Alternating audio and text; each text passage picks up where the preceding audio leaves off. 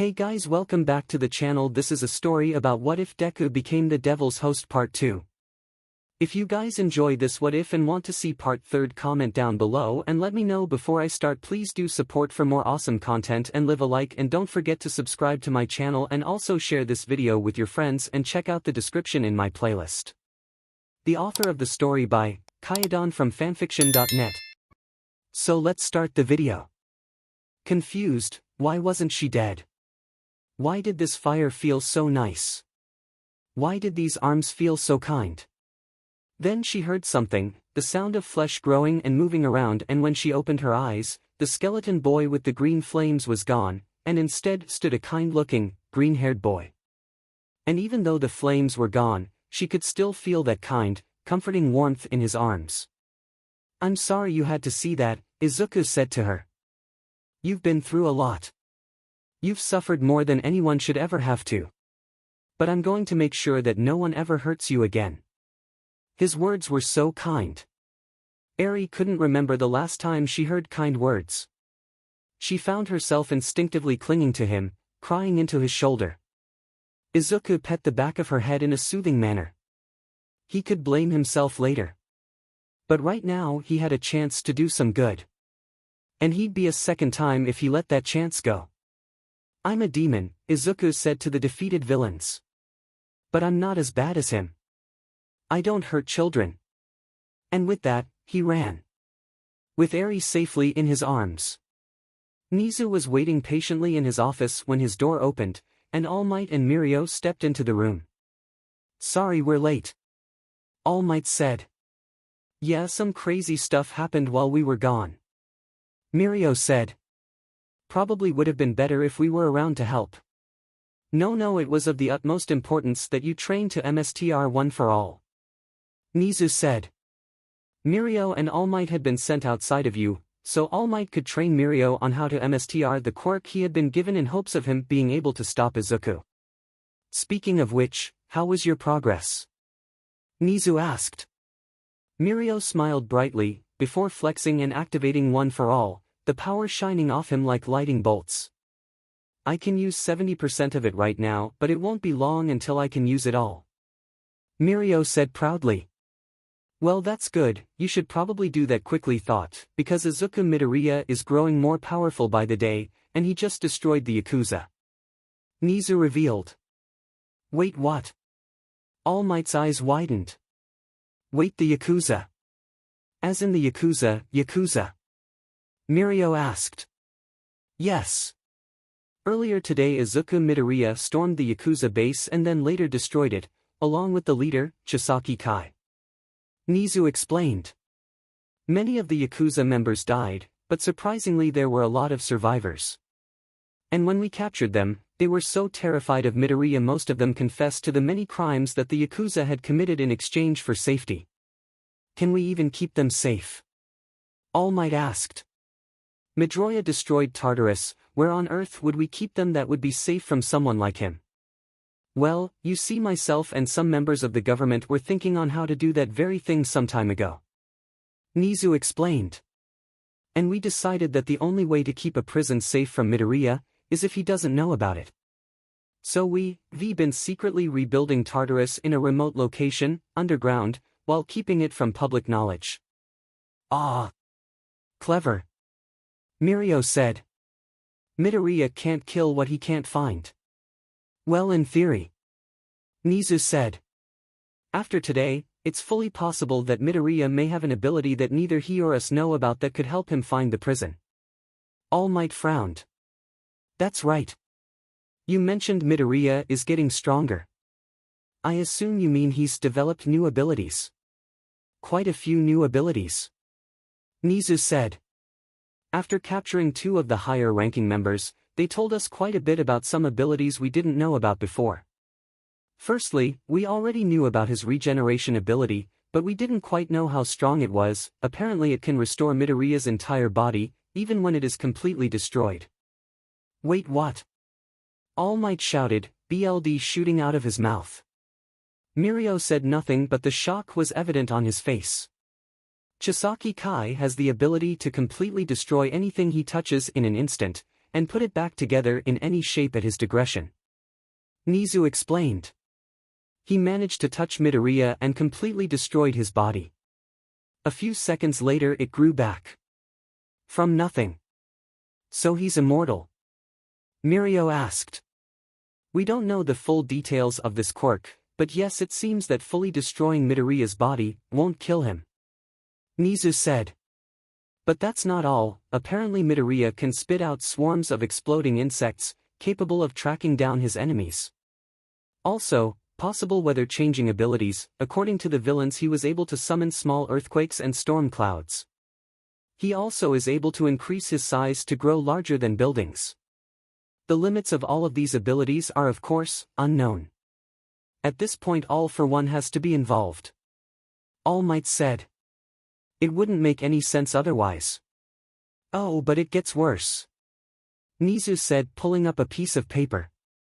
You see, the way Midoriya killed 𝗧𝗍𝗪𝗏 is the most interesting and terrifying part. According to the villains, Midoriya, who had grown to the size of a building at the time, hoisted Midoriya up to his eyes, and then without even touching him, killed him. And not only did he kill him, apparently it was quite a painful death too. The villains said that 𝗧𝗧𝗪𝗏 screamed as if every soul was burning before he died. And when his body was later looked at, no one could tell how he died. Other than his eyes, which had been completely destroyed, there were no injuries on his body. And the injuries to his eyes wouldn't have killed him. They looked for any way he could have died, and they found none. It's as if his body just ceased living. As typical with Midoriya, we don't know much about this ability, so for now it is being referred to as the penance stare. So he can look at people and they die? Mirio asked. We don't know the details, but that is a possibility, yes. 𝗍𝗂 said. Okay, this is quickly getting out of hand. Mirio said. This got out of hand a long time ago. All Might said. At this point I'm not going to even bother calling a meeting.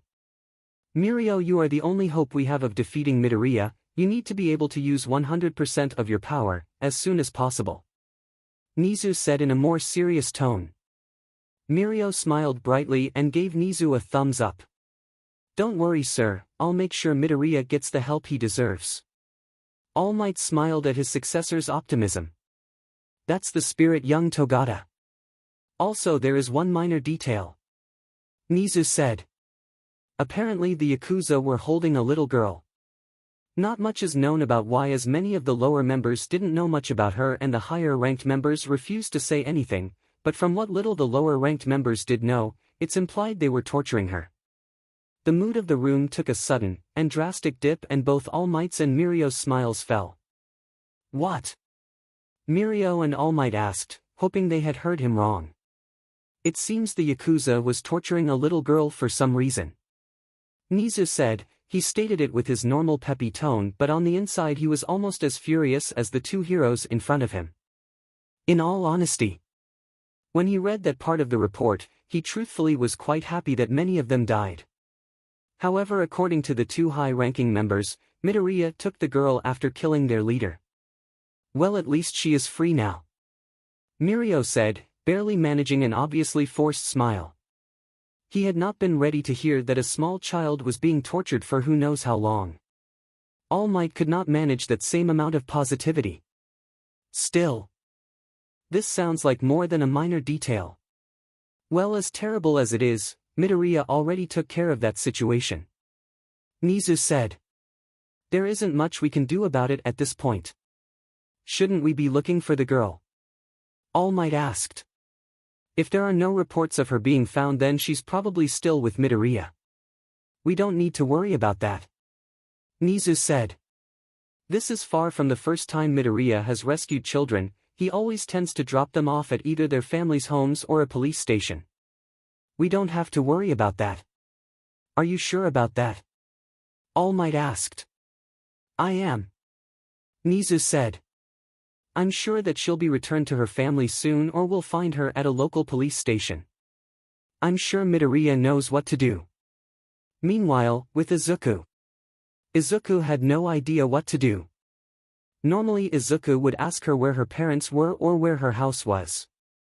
But since he looked through 𝗧𝗵𝗲's memories when he killed him, he already knew that 𝗬𝗏's mother had abandoned her, leaving her in the care of her grandfather, who 𝗧𝗵𝗲 put in a coma. So 𝗧𝗑𝗧 sat down in a local library, the place he usually liked to go for some quiet, and looked over his options while 𝗬𝗏 was sound asleep on his lap. Luckily the library was closed, which was no issue for someone who could teleport, so he was alone with the girl. First option, give 𝗬𝗏 over to the police. While that may seem like an appealing option, there was one issue. 𝗧𝗑𝗧 had taken her from the Yakuza. And while 𝗧𝗑𝗧 may have killed the boss of the group and destroyed their main base, the Yakuza was still a big group with a lot of members and a lot of bases, and he did leave 2 high-ranking members alive. And technically the Yakuza were not an illegal group, meaning that they may just be released. In short, it was very possible that if he handed them over to the police, then the Yakuza might just take her back. And while 𝗧𝗑𝗧 wasn't sure if that could happen, it was a possibility, and one that 𝗧𝗑𝗧 would not allow to happen. For that reason he also couldn't take her to an orphanage. That and also he didn't like the idea of sending a little girl, who had already suffered enough for 1,000 lifetimes, to an orphanage where she would likely be bullied. He obviously couldn't keep her because, well, the reason was rather obvious, so his only option left was to find someone trustworthy to give her to. Unfortunately for 𝗧𝗑𝗧, he didn't really know any trustworthy people who should have children. There was his sister who was definitely not an option. For 1, she was in school, 2, she was overly paranoid and controlling, and 3, she was probably not in a mental state where she could handle taking care of a child. Katsuki was out for obvious reasons. So the last person he could think of would be Aunt Mitsuki. 𝗧𝗑𝗧 didn't think that a girl as meek and afraid as her needed to be in house with both Mitsuki and Katsuki. Plus 𝗧𝗑𝗧 had seen what happens when Aunt Mitsuki raises a child, and 𝗧𝗑𝗧 didn't want to imagine what Katsuki would be like if he already had horrible trauma in him. So while that option wasn't out of the picture, it was less than ideal. Then there was the last option, the one that seemed, unfortunately, like the best option. Keep her until he finds a trustworthy person to give her to.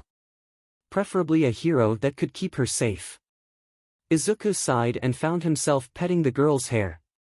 It was strangely calming to him, it made him feel at peace even if just for this moment. He knew about her quirk thanks to 𝗧𝗵𝗲's memories. It was another reason he held on to the girl.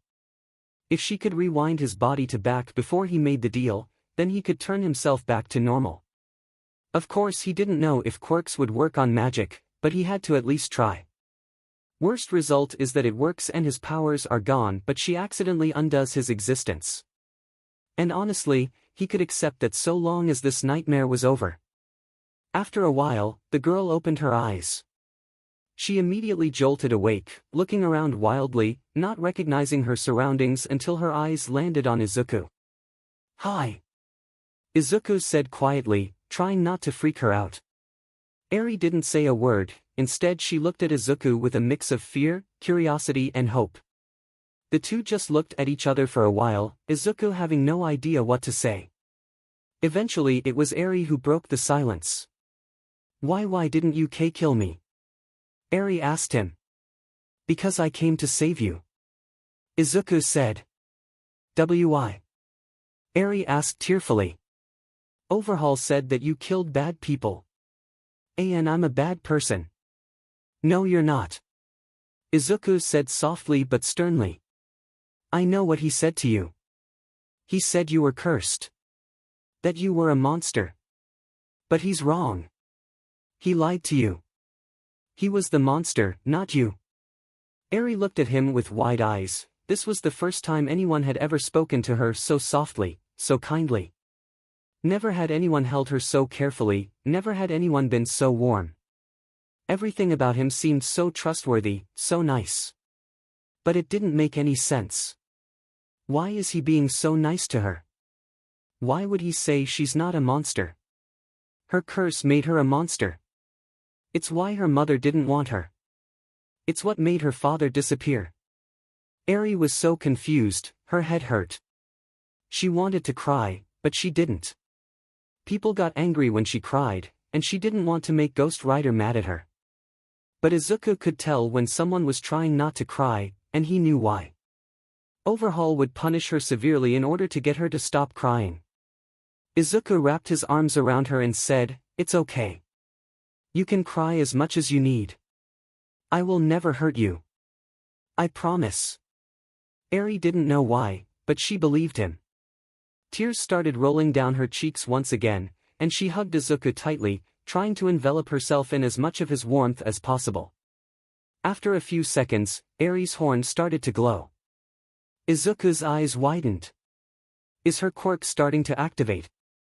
And then Izuku felt it, his body shifting and changing, getting smaller and smaller as he rapidly became younger.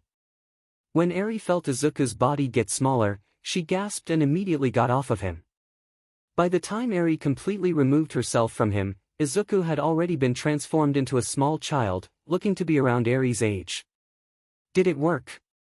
Izuku said in his younger, high-pitched voice.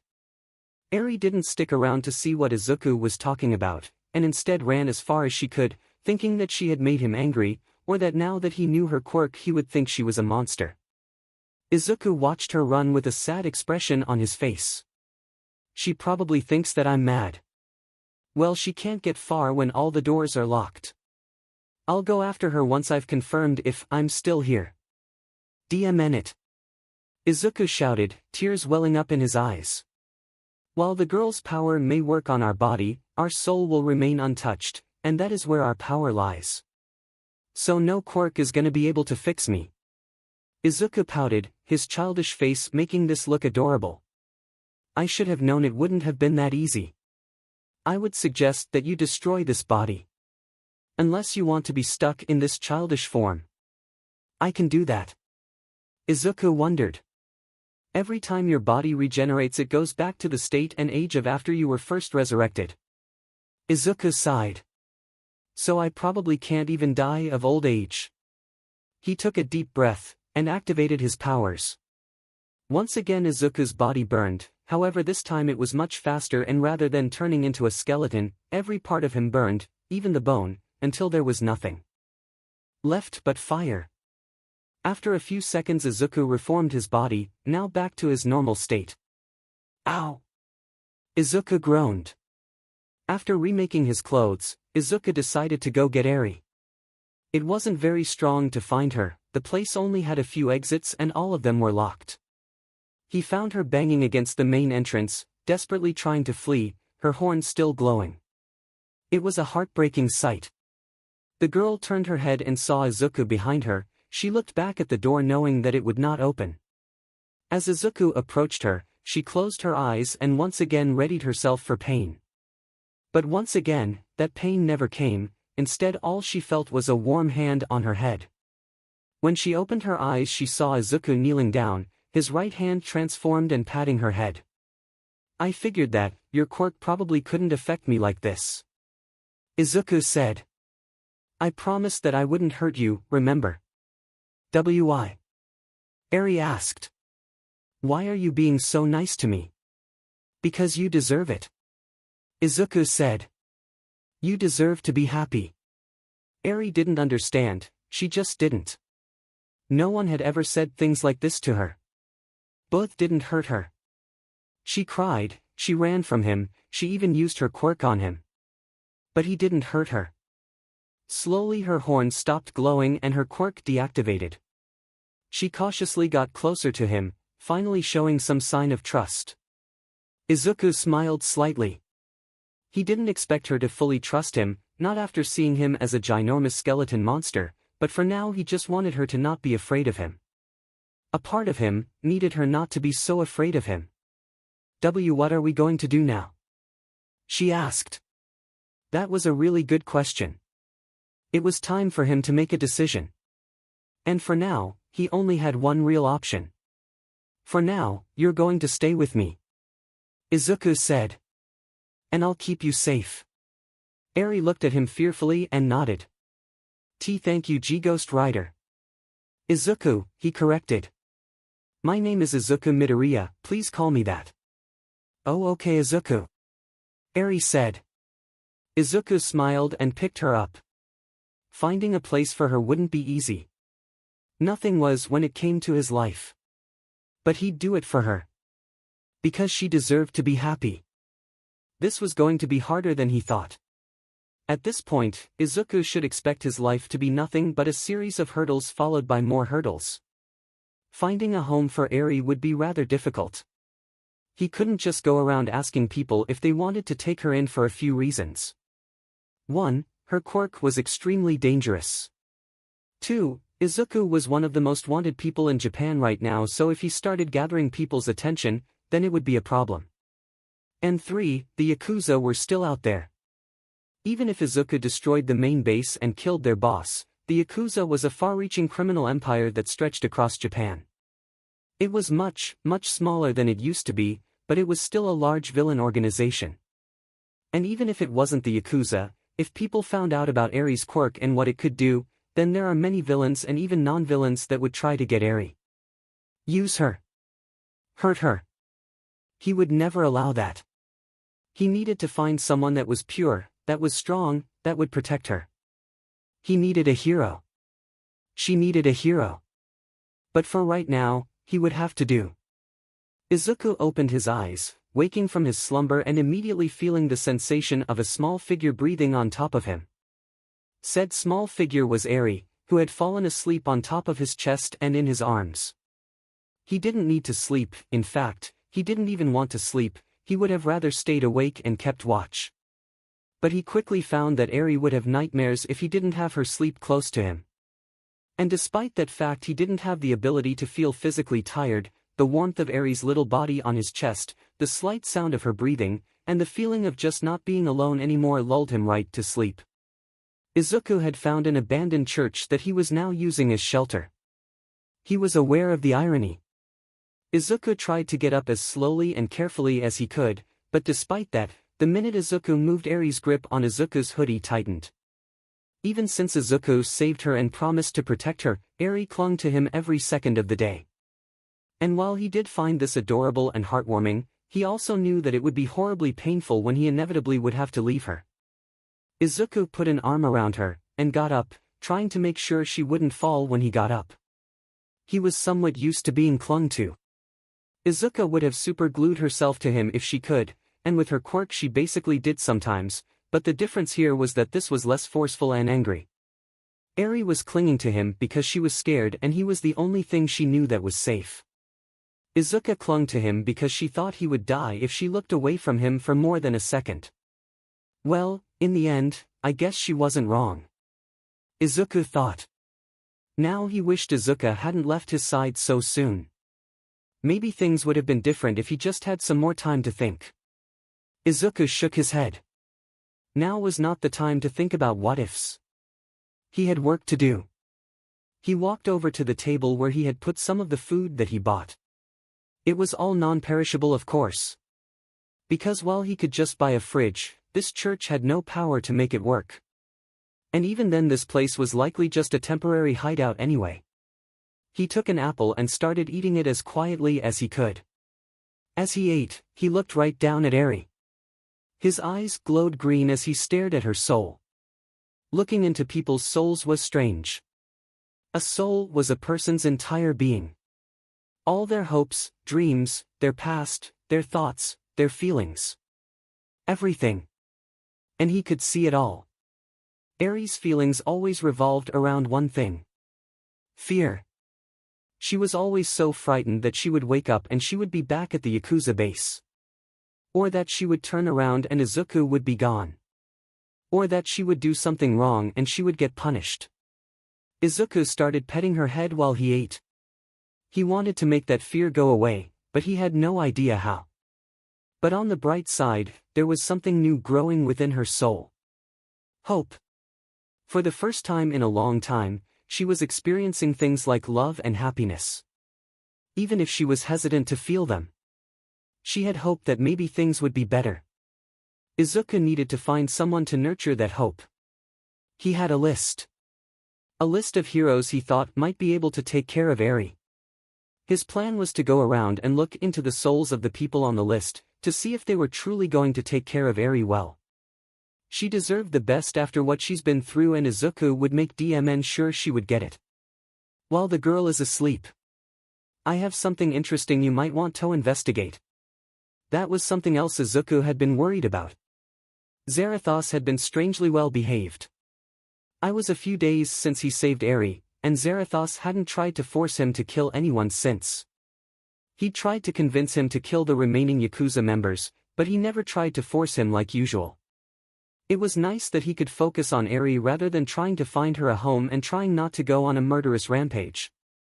But on the other hand, this was very out of character for the demon, and it left Izuku at the conclusion he was planning something. What do you want, 𝗧𝗵𝗧𝗏? Izuku thought. I found the girl's mother. Izuku froze for a second, before asking. How? I track sinners through the spilled blood of the innocent. And every drop of blood spilled from that girl is that fault of that woman. But that would mean you tracked her a few days ago. And you're not normally capable of tracking someone for that long. Izuku said out loud accidentally. That is because you're normally resisting me, and tampering with my power. Okay, I guess that makes sense, Izuku mumbled, still not realizing he had gone from thinking to talking out loud. But why wait? Why tell me now? I waited until you had settled down first. Izuku didn't trust that at all but decided not to press it for now. He was enjoying the PRD of no killing and he didn't want to press his luck. Well, I'm not interested. We both know that's not true. I'm sure you would feel better if you gave that woman a little talk. Eye to eye. Izuku knew what he was implying. If what you said is true about her being responsible for Eri's pain, then that would kill her dozens of times over. Painfully. The stare. It was an ability that Izuku found very scary. Its potency was based on the person's sins. The more you've sinned and the more egregious the sin, the more lethal and painful the stare was. No matter how minor the sin, you would be forced to relive it and experience the pain you've caused. Is that any less than she deserves? She threw her own child into hell. All because she was a coward. She didn't know what Overhaul was going to do. Izuku defended. It felt wrong. Defending that woman. In truth, Izuku did despise her. She gave her child away to a mob boss. Even if Eri killed her own father, calling her a monster, a cursed child, and throwing her away was something no parent should do. Ever. I will keep her location in mind. In case you have a change of heart. What are you planning? No answer. Before Izuku could elaborate further, he heard a tiny yawn. Looking down, he could see Eri's eyes had opened up. Izuku. Eri yawned. Who were you talking to? Was I talking out loud? Izuku thought nervously. No one, Eri. I was just talking to myself. Izuku lied. Hey, why don't you have an apple? Eri's eyes widened in excitement and she nodded her head. Izuku smiled as Eri took small, excited nibbles out of the fruit. He had learned that Eri loved apples, he could see some joy lighting up within her as she ate it. But despite that, she still didn't smile. She never smiled. After they finished eating, Izuku placed Eri down. Okay, you know what to do. Eri looked at him nervously, still unsure if she should really be doing this. Izuku gave her a reassuring smile that filled Eri with enough courage to proceed. She closed her eyes and her horn began to glow. Then, she put her hand on Izuku. And he disappeared. Leaving only his clothes behind. Eri held her breath, she had failed again. She knew what was going to happen next, but these moments when he was gone still scared her. Then, out of nowhere, a flame popped into existence, before getting bigger and bigger. Until it eventually became about as big as Izuku. Bone and flesh started growing rapidly inside the flames. And soon Izuku was reformed. Eri's quirk couldn't kill Izuku. Even if his whole body was destroyed, his soul would remain. And his soul is where his powers lie. And thus he would only ever be able to be truly harmed or killed if his soul was attacked. As such, Izuku would have Eri use her quirk on him freely, in order to help her learn to control it. It's okay, Eri, Izuku reassured her. Let's try again. An hour later. After attempt, after attempt, after attempt, they had finally gotten their desired result. 𝗧𝗂𝗧 was now about 9 years old and 𝗬𝗧𝗏 stood back. 𝗧𝗂𝗧 figured that going out like this would make it less likely that he would be found. After all, no one tended to pay attention to children that weren't theirs. I did it, 𝗬𝗧𝗏 said, the slightest bit of elation in her voice. Good job, 𝗬𝗧𝗏. 𝗧𝗂𝗧 praised her. Now remember what I told you about turning it off. Turning off a faucet. 𝗬𝗧𝗏 said. That's right, 𝗧𝗂𝗧 said. You can do it, 𝗬𝗧𝗏. 𝗬𝗧𝗏 closed her eyes and concentrated. She imagined turning off the water in the sink. Her horn's glow flickered but didn't stop. After a little bit, 𝗧𝗂𝗧 asked her to stop, because she was overexerting herself. After a few more attempts, 𝗬𝗏𝗏 finally managed to turn off her quirk. 𝗬𝗏𝗏 sat down tiredly. Using her quirk made her tired, and trying to control it made her even more tired. Controlling her quirk was less like trying to turn off a faucet and more like trying to tame a wild animal. But due to 𝗬𝗏𝗏's lack of knowledge and experience about anything really, it was the best analogy 𝗧𝗂𝗧 could use. 𝗧𝗂𝗧 laid 𝗬𝗏𝗏 down on the mattress and put a blanket over her. You did so good, 𝗬𝗏𝗏. I know you'll be able to control your quirk soon. 𝗧𝗂𝗧 patted her on the head as she fell asleep. The minute 𝗧𝗂𝗧 started to leave her side, 𝗬𝗏𝗏's arms started moving around, searching for him. 𝗧𝗂𝗧 moved quickly and handed her the 𝗬𝗏𝗍 plush they got. After making sure she was okay, 𝗧𝗂𝗧 headed out. First person on his list, 𝗳𝗍𝗧𝗟. Unfortunately, 𝗧𝗂𝗧 was unable to transform while he was like this. Doing so would cause him to regenerate back into his teenage form. However, 𝗧𝗂𝗧 had found ways around this. He made a chain using his powers beforehand and then left it out. Something interesting that 𝗧𝗂𝗧 discovered is that anything he made using his powers would stick around unless he destroyed it, and even after he transformed back, he would still be able to use the magic that was imbued in the item. Using the chain, 𝗧𝗂𝗧 made a portal to 𝗳𝗍𝗧𝗏's house, going right past the house's security system. 𝗧𝗂𝗧 walked onto the lawn of the number 2 hero. Holding his breath as he did so. He knew very well that 𝗳𝗍𝗧𝗏 couldn't beat him. 𝗳𝗍𝗧𝗏 fighting him would be like a water hose fighting a tsunami. But the part of 𝗧𝗂𝗧 that was still a hero worshipper, and the part of 𝗧𝗂𝗧 that kept his self-esteem at rock bottom, told him to run for the hills. Regardless, 𝗧𝗂𝗧 walked forward, sneaking as best he could until he was close to the building. Alright. Let's see if he's home. 𝗧𝗂𝗧 thought. 𝗧𝗂𝗧 turned on his soul vision and looked around. After a bit of looking around, he saw 𝗳𝗍𝗧𝗏. His soul was exactly what 𝗧𝗂𝗧 thought it would be like. A flame, sizzling with discontent, quick to erupt if provoked. Having found his target, 𝗧𝗂𝗧 looked deeper. And what he saw left him stunned. Oh my god. 𝗧𝗂𝗧 thought as he looked deeper through 𝗳𝗍𝗧𝗏's memories. All the abuse, the neglect, the pain. All caused by him.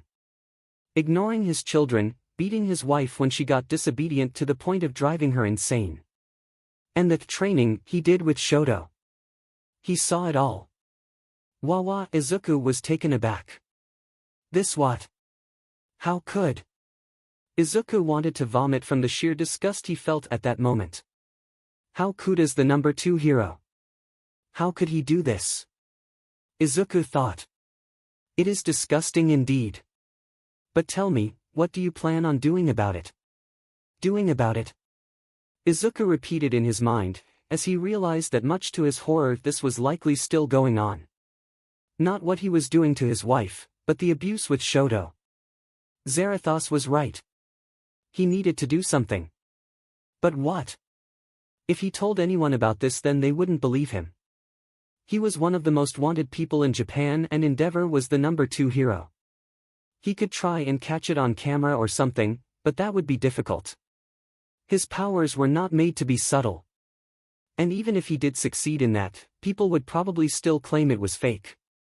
You know, a way. A way of punishing him. Of making him stop. I'm not going to kill him. 𝗧𝗂𝗧 thought. You don't need to. To cause him to reflect. To punish him without the spilling of his blood. All you need to do is use the stare. The stare. Wouldn't that kill him? 𝗧𝗂𝗧𝗏 asked. The stare only kills the most horrible of sinners. His sins are not enough. We will not die. Only suffer the pain that he himself caused. A fitting punishment, is it not? 𝗧𝗂𝗧𝗏 grit his teeth. He was angry. Furious even.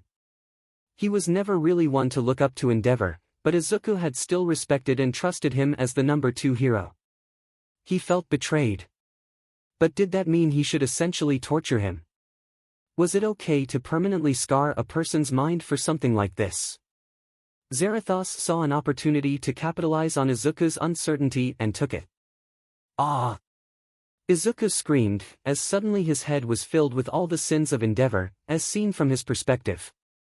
𝗧𝗂𝗧𝗏 saw all of it in brutal detail, each memory making him more upset and angry. He knew that Zarathos was trying to trick him. But he just couldn't let him get away with this. Meanwhile, with 𝗳𝗲𝗏. 𝗳𝗳𝗏 grimaced as he rapidly sorted through paperwork in his office. It was 𝗳𝗲𝗏's least favorite part of the job. Definitely the most boring. Perhaps he should have 𝗧𝗏𝗧𝗏 do some of this. It would train him to endure extreme boredom while doing tedious tasks. Ah! 𝗳𝗳𝗏 heard an unfamiliar scream coming from outside. The number 2 hero immediately stood up and ran to his window to see what the screaming was, and when he got there he saw a pillar of flames. Before 𝗳𝗏𝗏 could act on this, a chain flew out of the flames right at him. The hero dodged the chain, rolling back as it broke through the window. The chain shot down at 𝗳𝗏𝗏, homing in on him.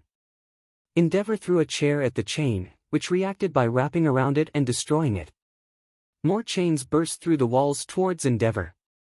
𝗳𝗳𝗏𝗏 dodged the chains, before sending a fireball through the wall of his office and jumping out of the hole it made onto the grass. Below. Now he could clearly see his attacker. 𝗧𝗂𝗵𝗃, the Ghost Rider. 𝗧𝗂𝗵𝗃. 𝗳𝗳𝗏𝗏 barked. What is the meaning of this? What is the meaning of this? 𝗧𝗂𝗧𝗏 yelled back at him. I should be the one asking that. How could you do that? To your own family. What are you talking about? 𝗳𝗳𝗏𝗏 shouted. I haven't done anything to my family. Lair. Enraged at the hero's response, 𝗧𝗂𝗧𝗏's chains swerved back and drove right at 𝗳𝗳𝗏𝗏. Flames burst out of 𝗳𝗳𝗏𝗏's feet, helping him dodge the chains with increased speed. 𝗳𝗳𝗏𝗏 charged up a fireball before launching it right at 𝗧𝗂𝗧𝗏. The fireball hit but, predictably, did nothing.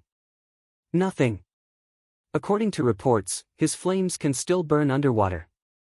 Meaning trying to suffocate his flames probably won't do me any good. 𝗳𝗳𝗏𝗏 thought as he dodged more of the chains. He normally only attacks criminals. Why is he here? He mentioned my family. Did he find out about Ray? No, he couldn't have. 𝗵𝗃𝗏 must be on some sort of rampage. If I can bring him to his senses, then maybe I can find some way to beat him. 𝗵𝗃𝗏 snap out of it. 𝗳𝗳𝗏𝗏 shouted at 𝗧𝗂𝗧𝗏. You're not even attacking villains anymore. Gain control of yourself. I am in control. 𝗧𝗂𝗧𝗏 shouted back, frustrated at having underestimated 𝗳𝗳𝗏𝗏's ability to dodge his chains. And you're worse than a villain. How could you do that to your wife? Your children? 𝗧𝗂𝗧𝗏 secretly made a chain shoot out from his foot into the ground, completely hidden from the hero's sight. Meanwhile, 𝗳𝗳𝗏𝗏 was shocked by what 𝗧𝗂𝗧𝗏 had said. So he does know about Ray. How? How could he have known that? Is that yet another part of his quirk? Before 𝗳𝗳𝗏𝗏 could respond to this, a chain popped up out of the ground behind 𝗳𝗳𝗏𝗏. Waga. 𝗳𝗳𝗏𝗏 couldn't react fast enough and was ensnared by the chain. 𝗧𝗂𝗧𝗏 brought 𝗳𝗳𝗏𝗏 closer, as the hero struggled to try and free himself. He tried heating up, engulfing his body in the hottest flames that he could, trying to melt the flaming chains. But this obviously didn't work. 𝗧𝗂𝗧𝗏 used his chains to force 𝗳𝗳𝗏𝗏 on his knees. What are you? 𝗳𝗳𝗏𝗏 was cut off as 𝗧𝗂𝗧𝗏 grabbed the sides of his head, making the hero look at him right in his flaming eye sockets. No more talk. Time for penance. 𝗧𝗂𝗧𝗏 said. 𝗵𝗃𝗏 saw the flames in Izuku's eye sockets glow, as he quickly found it impossible to look away. And then the suffering began. Memories started flashing in front of his eyes, memories of neglect, of abuse. Gah! Ah! 𝗵𝗃𝗏 gasped in pain, as he felt himself burning. It was far worse than when he overused his quirk. It was as if the flames were engulfing his entire being. And it was not just physical pain, forced feelings of loneliness, sadness, longing, hate. All the grief he forced upon his family was now being forced upon him. But before Izuku could continue with the stare, he was suddenly engulfed in a huge iceberg. Gah! 𝗵𝗃𝗏 started breathing heavily, as the process was halted. The pain lessened but didn't stop. Shoto ran out of the house towards his father, who was still trapped by the chains. The hero in training touched the chain with his right arm, finding that he didn't get burned at all. He tried to freeze the chain, hoping to make the chains brittle. But the chains melted the ice immediately. How the hell does these flames work? Todoroki thought. Before Todoroki could try any more fruitless attempts, the ice burst into flames, releasing Izuku. Shoto stood in front of his father defensively, knowing very well he couldn't win this fight but wasn't going to just let Izuku win. Izuku looked at Shoto, and then at 𝗵𝗃𝗏, who was spasming in pain. The stare didn't finish. Should I keep going? Izuku thought for a moment. No. It looks like I've done enough. And I don't want to risk hurting Todoroki either. With that decision made, Izuku recalled the chain that was around 𝗵𝗃𝗏, freeing him and making him fall back onto the ground. Shoto looked at Izuku in surprise, as the skeleton boy started whipping around his chain, making a portal open. Wait! Shoto said, making Izuku stop for a moment. Why did you come here? Why did you attack 𝗵𝗃𝗏? Izuku turned his head to look at Shoto. I couldn't let him get away. With what he had done. What he was doing. I'm sorry. And with that Izuku exited through the portal, before closing it behind him. Shoto looked at where Izuku was in disbelief. How did he know? After a few seconds of being in shock, Shoto eventually recovered and looked at his father, who was now passed out on the ground. He was still breathing but looked like he was in pain. He was tossing and turning like someone having a horrible nightmare. What did he do to you? Shoto whispered. Izuku fell onto the floor of the church, mentally exhausted.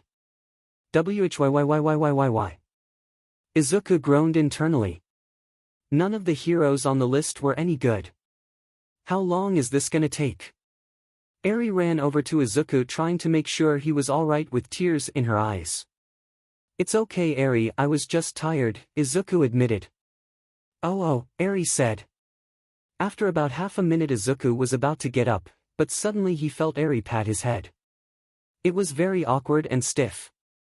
Like a scared child petting a dog for the first time. Eri. Izuku was confused, normally Eri was the one who needed comforting. Eri flinched and stopped. I am sorry. When you do that to me I feel better. I thought if I did it to you then. Izuku brought Eri over to him and started patting her on the head. You're such a good girl Eri. Eri seemed stunned by that, with tears forming in the corner of her eyes. She came closer to Izuku and wrapped her arms around his waist, hugging him as best she could. They stayed like this for a few minutes, before Izuku eventually got up and Eri hesitantly stopped hugging him and instead started holding his hand. Let's go back to the books again, Izuku said, receiving a nod from the young girl. Izuku had been stealing books from local libraries and bookstores. At first, it was just any books relating to demons or magic.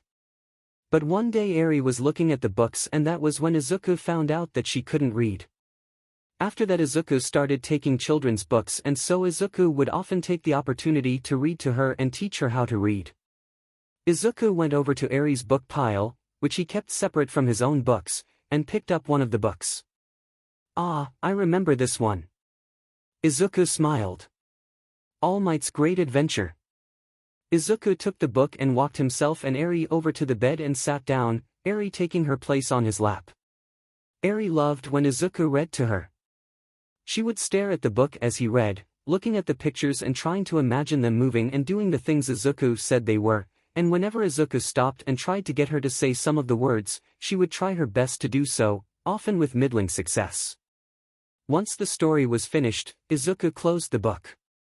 "It's been a long time since I read that book." "You read it before?" Eri asked him, her face adorned with a curious expression. "Yeah. Back when I was your age." Izuku recalled the memory. "Mom used to read me and my sister this book a lot when we were younger. Then later on my sister demanded that she read the story instead, so every night she would read me the book, and she was so proud of herself that I didn't even tell her I got tired of the story after the 50th time." "You had a mama?" Eri asked. She faintly remembered her own mother. Some foggy memories to happier days, ending in a feeling of betrayal and sadness. They weren't memories she liked to relive. Izuku's smile fell and his expression took a 180. "Yes, I did. Booty don't anymore." "Did she leave you too?" Eri asked him. "No." Izuku reacted, scaring Eri a little. Sorry, I yelled Eri. "No, my mom didn't leave me. She loved me too much to do that." There was a short pause before Eri asked. "Does that mean my mama didn't love me?" Eri asked him sadly. In the top 10 worst moments of Izuku's life, he ranked this a solid 4th place. 3rd place would go to seeing her get tortured by 𝗳𝗏, 2nd was his first murder, and 1st would definitely have to go to when he saw his mother die because of his mistake. Izuku was sweating rapidly, unsure of what to say to her, and desperately trying to find an answer. Just tell her the truth. Her mother didn't love her and still doesn't. You can't just say that to a person. Let alone a child. She is asking you a question she already knows the answer to. She was there when she called her a monster. When she abandoned her and left her in the hands of sinners. How would you explain those actions to her if you lied to her? I hate it when you're right. That's unfortunate. Considering I am always right. Well, how do I say this? Izuku struggled for words. No, she didn't. But she was a bad mother. And a bad person in general. So she doesn't matter. I'm here and I love you. You do. Eri seemed shocked to hear that. Yes. You are the best thing to happen to my life recently. Izuku said. That wasn't saying much, but Eri didn't need to know that. Does that mean you won't leave me? Eri asked him. Izuku was astounded at his ability to dig his own grave. Ah. What do I do? What do I do? Izuku started panicking in his mind. If I tell her yes, then she might be bad for her mental health later when I have to leave. But if I say no, then she might not trust me anymore. She might even try to run away. You could just not leave her. Are you kidding me? I can't do that. How could I take care of her? A girl like her needs love and support from family and friends. She needs a home and warm meals. She needs a therapist. I can't give her any of those things, and no one is going to take in an unstoppable mass murderer. Well, not anybody I can trust anyway. Oh God, she's starting to think I'm gonna say no. I have to do something. You have already told her a harsh truth. Why not balance it out with a kind lie? Izuku thought about it and tried to weigh his options. And then he thought of a 3rd option. Look, Eri, the sun is going down. Izuku tried to distract her. It worked, and Eri looked towards the tinted window to see that the sun was in fact setting. We need to go, fast. Izuku said, quickly getting up and grabbing his chain. Izuku opened a portal and he and Eri walked through it. The portal led to a cliffside looking over the water, which had a perfect view of the setting sun. And it was far away from everyone else, so it was the perfect place for Izuku and Eri to look at the sunset. Eri looked at the setting sun with wide eyes, marveling at the orange sky and the reflection in the water. Looks like I managed to distract her for now. Izuku thought. Izuku, Eri said. Why does the sun go away? It's not going away, 𝗧𝗑𝗧𝗍 corrected. It's just resting for a while. Oh, 𝗧𝗍 responded. Good night, son. 𝗧𝗑𝗧 felt like he could explode from the sheer cuteness. Sometime later, after getting back into the church, 𝗧𝗑𝗧 tucked 𝗧𝗍 into bed. 𝗧𝗑𝗧. 𝗧𝗍 said. Yes, 𝗧𝗍. 𝗧𝗑𝗧 responded. What is love? 𝗧𝗍 asked. What is it with her and these strong questions today? 𝗧𝗑𝗧 thought. Well, love is complicated. There's a lot of different versions of love, and even those versions of love are different for each person. Loving an object, loving a family member, loving a person. There's a lot of versions of love, so I can't really explain it very well. 𝗧𝗵𝗲 put it simply, love is when you like someone, but it feels like you like them more than just liking them. 𝗧𝗍 didn't really understand, but she also didn't want to annoy 𝗧𝗑𝗧 with too many questions, so she just decided to ask one. What's your version of love? 𝗧𝗍 asked. My version of love. 𝗧𝗑𝗧 thought about that for a second. My version of love is when I want to protect someone no matter what. When I want to see them grow and be happy. That's what my version of love is, at least for you and my sister. 𝗧𝗍 had trouble understanding this. Not the part about what love was, but because of the fact that he said he loved her. And what that meant. She didn't understand a lot. But she at least understood one thing. 𝗧𝗑𝗧, 𝗧𝗍 said. I love you too. 𝗧𝗑𝗧 felt like he was having a heart attack. His emotions were conflicted and clashing in all sorts of ways. Thank you, 𝗧𝗍. 𝗧𝗑𝗧 barely managed to croak out. Now go to sleep. You need to rest. Okay. 𝗧𝗍 nodded. You're not going to sleep. I'm going to sleep later. I have a few things to do first, so just take All Might and he'll keep you safe. 𝗧𝗑𝗧 said while handing her the All Might plush.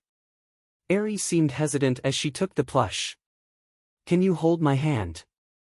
𝗧𝗑𝗧 gave her the warmest smile he could manage. Of course. And so 𝗧𝗑𝗧 held 𝗧𝗍's hand until she fell asleep. Sometime later, 𝗧𝗑𝗧 walked outside the church, leaning against the wall and sliding down. That was a sweet memento, why couldn't I enjoy it? 𝗧𝗑𝗧 was so frustrated. That was the sweetest thing anyone had said to him in a while, and it was adorable. But at the same time, he knew it would crush her when he had to leave her. It's like someone is purposely making my life miserable. I suspect that would be Mephisto's doing. 𝗧𝗑𝗧 grit his teeth at hearing that demon's name again. That 𝗬𝗧𝗑𝗧 tricked him, and killed his mother. If he wasn't so concerned with 𝗧𝗏𝗧, then he would probably be looking for a way to get rid of that demon permanently. What does he have to do with this? I have a theory. I cannot prove it, but after looking through your memories and learning your knowledge, I suspect that quirks in their entirety may have been the doing of Mephisto. 𝗧𝗑𝗧's eyes widened. What? Why? Why would a demon want to give everyone superpowers? That's exactly it. Not everyone got quirks, did they? And why is that? Well, genetically quirklessness gets passed down through families and but both your parents have quirks. And your parents have quirks. And your grandparents have quirks. The chances of you being quirkless, or anyone being quirkless, should be much lower than 20%. And yet, has it ever dipped below that number? No, it hasn't. 𝗧𝗑𝗧 was still confused. And if it's all genetic based, then how did there come to be such a large amount of people with quirks in such a short time? It's almost like someone wanted it to be this way. And you think Mephisto used magic to create quirks? 𝗧𝗑𝗧 asked. I know magic was involved somehow. Humans were capable of magic before, but it was never this widespread, and it was never ingrained into their bodies like this. When I first saw these quirks, I just thought that you people had stopped burning magic users. But once I started getting a better look at these quirked people, I knew it was something different. Humans can use magic? 𝗧𝗑𝗧 asked in disbelief. There is a man who can punch mountains into pebbles, and you find it strong to believe that magic might be involved in that. Well, when you put it like that, 𝗧𝗑𝗧 muttered. But how could Mephisto even do that? If he's that powerful, then why not just do whatever he wants? Mephisto's power is limited away from his domain. And on the mortal plane, he is nearly powerless unless he is making or had made a deal with a human, or giving a proper sacrifice. My guess is he most likely managed to gather a few hundred of his followers, and either had them gather sacrifices or sacrifice themselves to power his magic in order to perform such a feat, but that still doesn't explain why he would do that, 𝗧𝗂𝗧𝗍 commented. Mephisto only wants a few things. To gather souls in his domain, to corrupt the hearts of mankind, and to enjoy the suffering of any living thing. But how do quirks do any of that? Quirks are great, 𝗧𝗂𝗧 said. They are now. But were they so great to have many years ago? 𝗧𝗂𝗧 wondered about what he was going on about, and then he realized. The transition.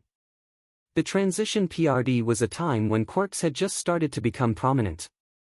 Back then people with quirks were called mutants, and the people without quirks feared and hated them. Discrimination, harassment, assault, and even being hunted down and killed or put into a concentration camp, were all fates that awaited you if you had a quirk back then. Of course, the people with quirks fought back, and this eventually led to World War III. Millions died until the people with quirks won, leading thousands of people without quirks to die afterward. It was a bloody time in which the entire world was wrapped in pain and suffering. Something that Mephisto would love. 𝗧𝗂𝗧's skin started to warm, becoming hotter and hotter as he started to transform from sheer anger. I see you get it. And let us think about it further. How has there always been a stable 20% of the population without quirks? Well, tell me, 𝗧𝗂𝗧, how has your life been as someone without a quirk? 𝗧𝗂𝗧's head burst into flames as he realized the depths of Mephisto's plan. He's created a minority of people who'll be shunned and are literally powerless to fight back. Not to mention all the people who get harassed for having villainous or weak quirks. He's the one responsible for all this, 𝗧𝗂𝗧. Even without any sacrifices, Mephisto can affect people's lives on a small scale. Do you think that it was a coincidence that a demonic book fell on you just as you were at your lowest? For all you know, Mephisto could have been manipulating your life from the very beginning. 𝗧𝗂𝗧 wanted to scream out with rage. Or set something on fire. Or just destroy something. But he barely managed to stop himself. His green flames burning brightly outside the church. He needed to make sure he didn't wake up 𝗬𝗏. One day, Mephisto. You'll get what you deserve. 𝗧𝗂𝗧 swore in his head. For that, you'll need power. My power. If you undo the seal upon our power, then we could kill Mephisto at any time. 𝗧𝗂𝗧 thought about what Zarathos just said. But that would mean not only keeping you inside me, but making you more powerful. There is a price for everything. There were a few minutes of silence before 𝗧𝗂𝗧 started transforming back. You got me riled up. 𝗧𝗂𝗧 calmed himself. Although I don't think you're lying. I can't let you trick me so easily. I'll get rid of you first. And then Mephisto will pay. If you get rid of me, you will be nothing. You would have even less power than the average human. How do you plan on getting rid of a demon lord in that state? I'll find a way. Humans can learn magic, right? Then I'll use that. 𝗧𝗂𝗧 said. You think human magic can rival that of a demon? All Might and Overhaul were able to hurt us, weren't they? 𝗧𝗂𝗧 pointed out. If it weren't for our regeneration, then we would have died. And since you said quirks originated from magic, but we still won. And this is not even our full power. And that wasn't All Might's full power either, 𝗧𝗂𝗧 said. He's not in his prime. Zarathos stayed silent. 𝗧𝗂𝗧 smiled at finally winning against the demon. Even if it was a minor victory. Well, right now my first priority is finding 𝗬𝗏 home, 𝗧𝗂𝗧 said. And I still have no clue how to do that. I think I may know of a solution. Do you remember when I said I found that girl's mother? I'll make another suicide attempt before I take 𝗬𝗏 back to her, 𝗧𝗂𝗧 growled. That was not what I was suggesting. It's possible that the girl has relatives. Ones that would want to take care of and protect the girl. And that woman would be the only way to find out about such relatives. Izuku considered this. He didn't really have any other leads. And while he didn't like the idea of getting so close to someone he hated, he didn't really have much of a choice. Fine. Izuku sighed. Let's get this over with. 𝗧𝗚𝗏 was having a pretty average day. She went to work. Dealt with overwhelming annoying people all day and worked through monotonous, tedious paperwork. Then she went home. Grabbed a bottle of whatever alcoholic substance she could get her hands on. And then drink. Yup. It was a perfectly normal day. Until a fiery portal opened up in her living room. 𝗧𝗚𝗏 gasped, dropping the bottle and causing it to shatter on the floor. Before she could do anything else, chains flew out of the portal, wrapping around her and binding her to her chair. No. She gasped. These chains. Her fears were confirmed when Izuku, in his skeleton form, walked out of the portal. No. 𝗧𝗚𝗏 screamed. I am not a villain. I haven't done anything wrong. I swear. Izuku looked at her for a moment, before transforming back into his human form. That's a lie. Izuku glared at her. How can you say you haven't done anything wrong after what you did to Eri? 𝗧𝗚𝗏's eyes widened with fear. How do you? I didn't have a choice. She killed my husband. Not on purpose. Izuku snapped. It was an accident. She didn't know about her quirk. She couldn't control it. I know. I was scared. I couldn't keep her. She might have killed me too. 𝗧𝗚𝗏 argued. And so your solution was to give her to the leader of the Yakuza? Izuku shouted. Even if he was your father, you have to have known that was a dumb idea. He wouldn't have hurt her. Daddy was always so nice to us. 𝗧𝗏 countered. Maybe he wouldn't have. But his underlings would. And did. Izuku started transforming again, his skin cracking apart and lighting up.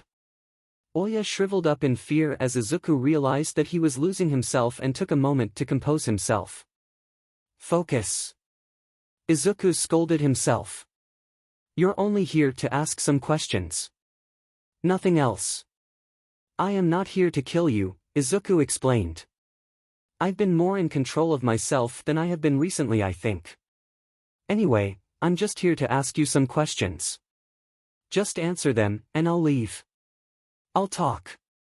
𝗧𝗏 cried. Okay, do you have any other relatives besides your father? Izuku asked her. And no. Mama died a long time ago. And I don't have any siblings. 𝗧𝗏 explained. No aunts. Uncles. Anyone? Izuku asked, visibly upset. No. I'm sorry. 𝗧𝗏 sobbed. Izuku grit his teeth. Darn it. No progress. No. Stay calm. First I need to get out of here. It's only making me angrier. The chains around 𝗧𝗏 unraveled and traveled to Izuku's hand. Oh God. 𝗧𝗏 sobbed as she was finally free. Izuku started walking back through the portal before turning back to 𝗧𝗏. Don't tell anyone about this. 𝗧𝗏 nodded rapidly and Izuku went through the portal and closed it behind him. 𝗧𝗏 curled into a ball and cried. What should I do?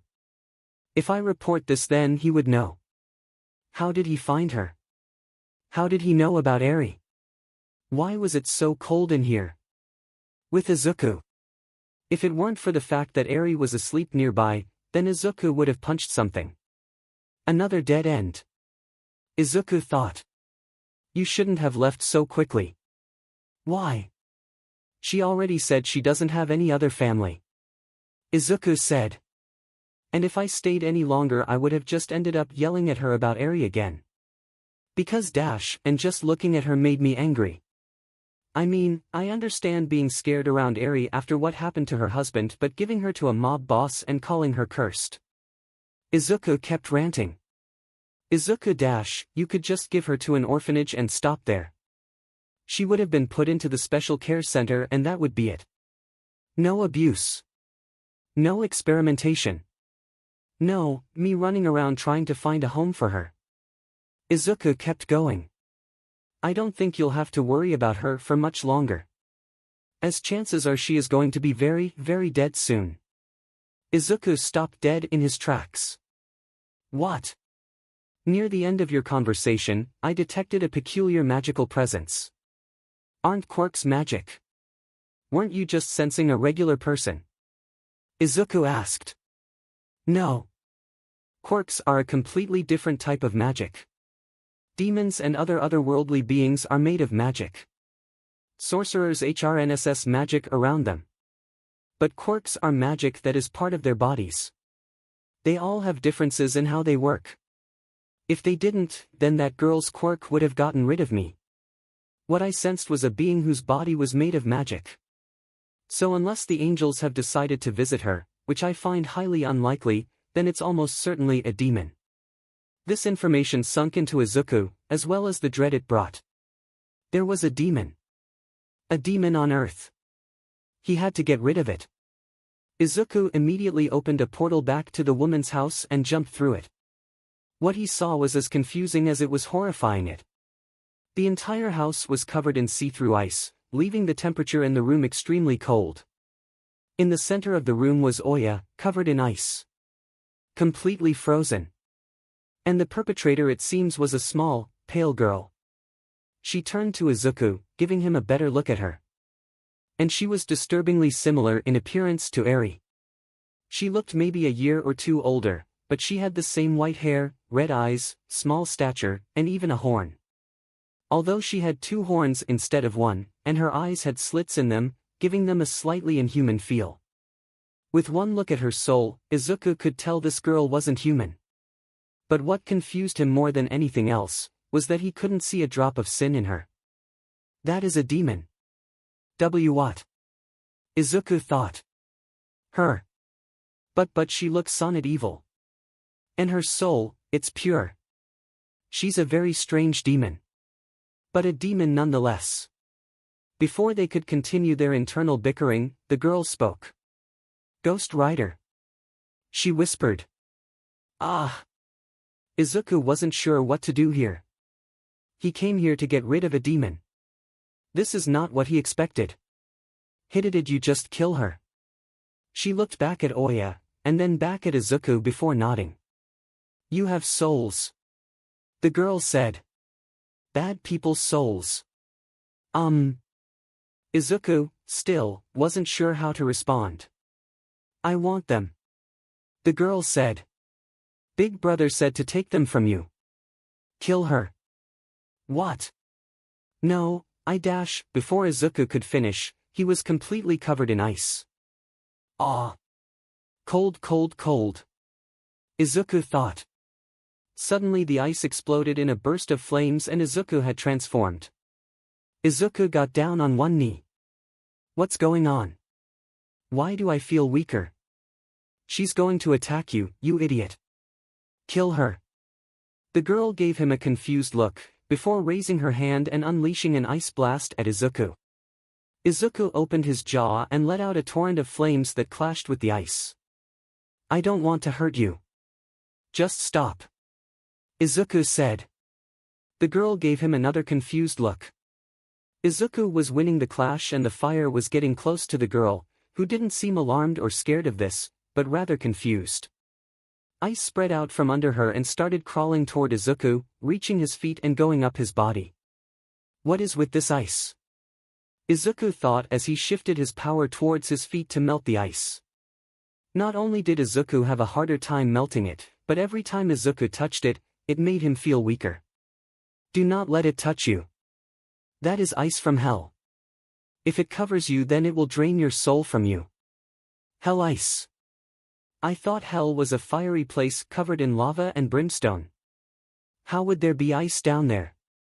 𝗧𝗂 thought. Some parts of hell are like that. And some parts of it have freezing tundras that freeze your very soul. And other parts are jungles covered in poisonous plants and horrific bug-like demons. Hell is a place with various environments, the only consistent thing about all of them is that they are very unpleasant. The girl still had a confused and somewhat irritated expression on her face. As if she was wondering why 𝗧𝗂𝗧𝗏 hadn't gone down yet. She closed her eyes and bits of snow and ice started swirling around her, and the temperature dropped even more. What's going on? What is she doing? 𝗧𝗂𝗧𝗏 asked Zarathos. She is gathering her magic inside her. She's for a large attack. Defend yourself. 𝗧𝗂𝗧𝗏 reacted quickly, and chains flew out of his body and started surrounding him until he was covered in a cocoon of his own chains. A few seconds later the girl opened her eyes, and the entire area was covered in a flash of white. The entire area, for 2 miles out, was covered in ice and snow, and the weather had changed, becoming snowy. A few seconds later, a pillar of flame burst out of the snow, and 𝗧𝗂𝗧𝗏 jumped out of the hole he created. Cold. So cold. It hurts. 𝗧𝗂𝗧𝗏 shivered. How can I even feel pain? I don't have nerves. Or flames are our soul. If it withers before the cold, then so shall we. Now get rid of this blasted snow and kill that girl. Wait, where is the girl? 𝗧𝗂𝗧𝗏 realized he had lost track of the girl. He looked around, using his soul vision to look through the snow and ice. She's gone, 𝗧𝗂𝗧𝗏 said. Where did she go? It's likely she has some sort of teleportation ability. Same as we do. We cannot allow that girl to live. I'm not going to kill that little girl. 𝗧𝗂𝗧𝗏 shouted. She is a demon. And one that poses a threat to our lives. Her soul was pure. 𝗧𝗂𝗧𝗏 pointed out. She was probably just scared of the flaming skull murderer. She killed that woman. Having a soul free of sin does not mean her hands are free of blood. Killing the guilty will not reflect upon your soul. She could be torturing sinners right now and her soul would remain spotless. And demons vary in appearance, she could be much older than she looks. You don't know that. 𝗧𝗂𝗧𝗏 argued. She is dangerous, 𝗧𝗂𝗧𝗏. If we leave her alive while we are in this state, we could perish. And the world would be all the better for it, 𝗧𝗂𝗧𝗏 responded. Zarathos didn't respond. After a few moments, 𝗧𝗂𝗧𝗏 tried to open a portal. However, all he got this time were a few sparks. What? 𝗧𝗂𝗧𝗏 was confused. Why isn't this working? Our soul withers in this cold. As does our power. So I'm weak to extreme cold. Well, I was fine against Todoroki and his ice, so I guess it's only really a problem with this, hell ice. 𝗧𝗂𝗧𝗏 assumed. Well, I hope I have enough power for this. A pillar of flame appeared next to 𝗧𝗂𝗧𝗏, as he summoned his motorcycle. 𝗧𝗂𝗧𝗏 hopped on and rode away. He would open a portal when he got somewhere warmer. He couldn't risk anyone finding him after all. As 𝗧𝗂𝗧𝗏 rode, the ice girl popped back up in his mind. Now there was someone who could hurt him. And on top of that, it was a child. Why did it seem like his life only got more complicated every day? Meanwhile, elsewhere at an abandoned house. The demon girl pouted. Ghost Rider is strong. The girl was sitting on a torn-up chair, and behind her in the kitchen, was a black-haired young man, covered in scars. 𝗬𝗏𝗍. One of your clones ran into him. 𝗬𝗏𝗍𝗏 asked. The girl nodded. And he destroyed it? 𝗬𝗏𝗍𝗏 asked skeptically. The girl shook her head. It blew up. 𝗬𝗏𝗍𝗏 squinted. He's probably still too strong for you. I'm sorry. The girl apologizes sadly. Doesn't matter. 𝗬𝗏𝗍𝗏 shrugged. Once you get enough souls, no one will stop us. The girl tilted her head curiously. Ghost Rider was strong. But he didn't seem like a bad man. And he kills bad men. 𝗬𝗏𝗍𝗏 glared at her, making the girl stop what she was thinking and make herself quiet. The only thing that matters is he's in our way. Mephisto wants him and Zarathos gone. So we're going to get rid of them. Okay, big brother. the girl said meekly. 𝗬𝗏𝗍 continued to glare at her for a second before turning his attention elsewhere. Don't worry, soon everyone in our way will be gone. Frost. Shoto Todoroki did not like his father. To people outside his family, this would be shocking. To people within his family, this would be obvious. Having your mother brought to the brink of insanity and being abused by someone would naturally make you heavily dislike that person, to say the least. However, he found no joy, no pleasure, no satisfaction seeing him in the state he was in now. Laid up in a hospital bed, in a coma. How long is he going to be like this? Fuyumi asked the doctor. After Ghost Rider's attack, Fuyumi had immediately called the ambulance and had been frantically worrying about both her father and her brother. She'd been on edge ever since. We don't know. The doctor admitted. There's no physical reason why he's like this. From what we can tell, he's under the effect of some kind of mental quirk. Without knowledge about whatever quirk Ghost Rider used on him, we can't predict when he might wake up. Although I hate to break it to you, but very few people survive an attack from Ghost Rider. I wouldn't get your hopes up. Fuyumi tried to stay strong after hearing that. But she couldn't stop a few tears from leaking out. Shoto didn't cry. He just stared at his father's unconscious body. It was a strange sight for him. He can't remember seeing his father sleep. He's sure he has, he just can't remember it. He was sure he was suffering through the worst nightmare of his life. He could see it on his face. His father's face was always contorted in anger. Shoto had gotten used to seeing it that way for his entire life. But right now, he was afraid. And that made Shoto extremely uncomfortable. Something else that added to Shoto's discomfort. The fact that Ghost Rider attacked his father at all. Ghost Rider only ever attacked criminals. Typically murderers. And while Shoto knew his father was definitely no saint, he didn't think that abuse was on Ghost Rider's radar. And also there was the fact that he shouldn't have known about the abuse, to begin with. The worst of 𝗵𝗃's abuse had happened long before Midoriya ever got his quirk. And when Midoriya attacked them, he wasn't even doing anything bad. And the most unnerving thing of all, it seemed like Midoriya was aware of himself. From what he'd heard and seen, Midoriya wasn't himself when he was on a rampage. He didn't stop, he didn't strategize and rarely talked. And he never let his victims go easily. But he didn't seem like that when he attacked 𝗵𝗃. He seemed upset, but not in his usual berserker state. He didn't charge at 𝗵𝗃, he didn't try to shoot him. He just wrapped him up in his chains and did whatever he did to him, before leaving. With 𝗵𝗃 still alive. Seemingly alive anyway. None of this made any sense. Then again, very little about Ghost Rider made sense. I guess this is how Midoriya Izuka feels. Shoto thought. Wait, Midoriya Izuka. As a thought popped into Shoto's head, the door to the hospital room opened and Detective 𝗵𝗃 walked in along with some other policemen. Hello there, I am Detective 𝗵𝗃. 𝗵𝗃 introduced himself. I apologize for the intrusion, but we'd like to ask you some questions about the attack when you're ready, of course. Sometime later, the room 𝗵𝗃 had taken him to was extremely plain. It was a small room with nothing but a table and a two-folding chair. Like a makeshift interrogation room. Alright. So Todoroki, why don't we start with you recounting what happened? 𝗵𝗃 said, getting out a notepad and pencil. I was training myself in our training room when I heard a window break, Todoroki recalled. At first I just thought that 𝗵𝗃 was in a bad mood.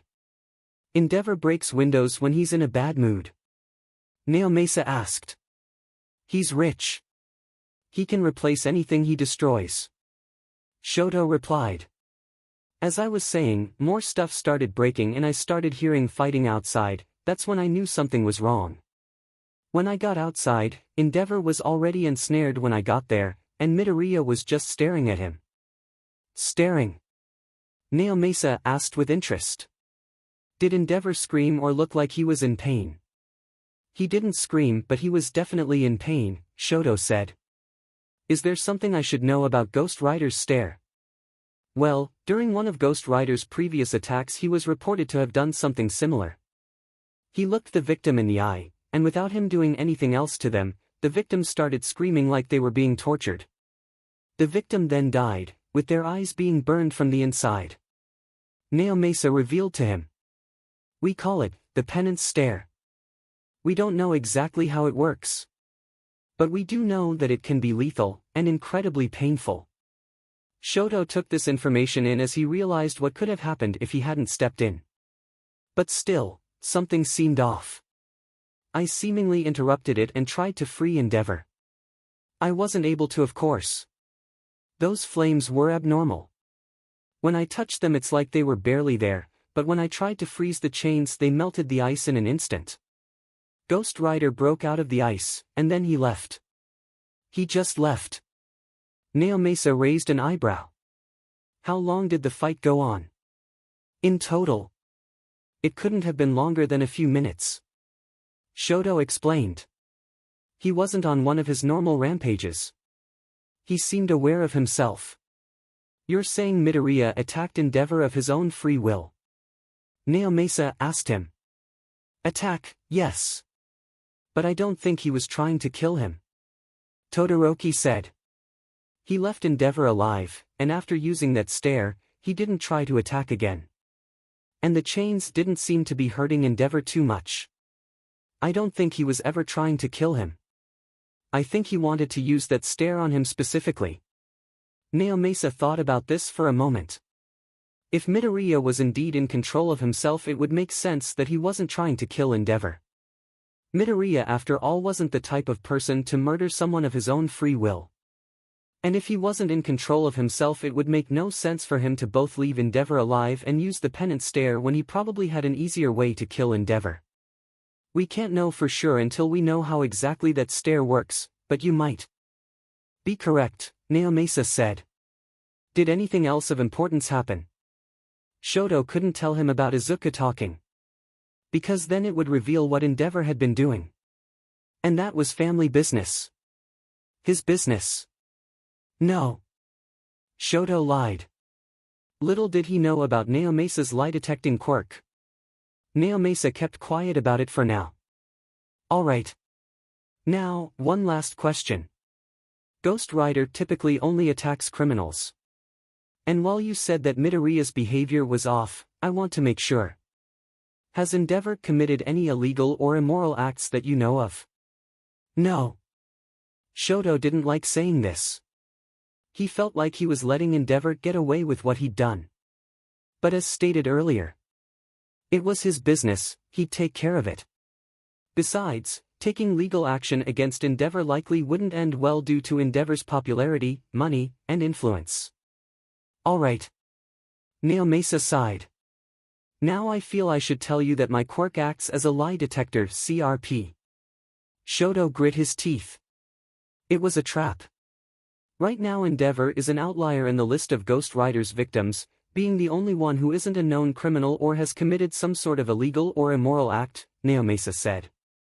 However, if we can confirm that 𝗳𝗧𝗏 has committed some sort of crime or other immoral act, then that will make the list of Midoriya's victims consistent and save us a lot of headaches and concerns. So when I ask you this, it is an important matter. If you know something that could be the reason Midoriya attacked 𝗳𝗧𝗏, and you don't tell us, then that would be an obstruction of justice. Damn it, Shoto muttered. It's personal business. Domestic abuse, 𝗵𝗃𝗧𝗍 said bluntly. Shoto's eyes widened as if asking how the detective could possibly know. Kid, I've been a detective for years. I knew your relationship with your father was strained the minute you referred to your father as 𝗳𝗧𝗏. 𝗵𝗃𝗧𝗍 said. Tisk, Shoto glared at the detective. 𝗵𝗃𝗧𝗍 sighed. Look, if you don't tell me, then I can't officially say that he's a perpetrator of domestic abuse. However, I can say that he's suspected of domestic abuse, and that would fix the outlier problem. But, if you'd like to admit it, then we could help you and your family. I don't need your help, Shoto replied curtly. 𝗵𝗃𝗧𝗍 shook your head. Well, if that's the case, then we're done here. We'll be speaking to your siblings as well. If they say anything, you'll be sure to know. Dismissed, Shoto quickly got up from his seat and left. The next day, Izuku ate her lunch as she always did. Alone. At this point it hardly fazed her. When she first noticed the void by her side where Izuku had once been, sure she had felt a sense of crushing loneliness and despair. But she was fine now. Yup. Absolutely fine. She was slurping up her ramen when she felt a shadow looming over her. "What do you want?" Izuku asked curtly, not even bothering to look up. "Do you know anything about your brother's quirk?" Izuku's eyes widened when she heard the voice speaking to her. She looked up and saw Shoto Todoroki looking down at her. This surprised her for a moment, considering that the boy mostly kept to himself. Then she remembered what she saw on the news yesterday. And now it suddenly made sense. "I really shouldn't be surprised." Izuku sighed. "I would appreciate it if you answered my question," Shoto said. Izuku rolled her eyes. "And I would appreciate it if you left me to my ramen. It's getting cold, you know. If you wouldn't mind heating it up, then I guess I could tell you what I know." Shoto glared at her. "Oh right. You don't use your left side, do you?" Izuku said smugly. "Well, then I guess you'll have to F off then." "I just asked a simple question," Shoto asked. "And I'm sure you love it when people ask you questions because you're related to someone famous." Izuku went back to eating. Shoto opened his mouth to say something, before shutting it again. She wasn't wrong.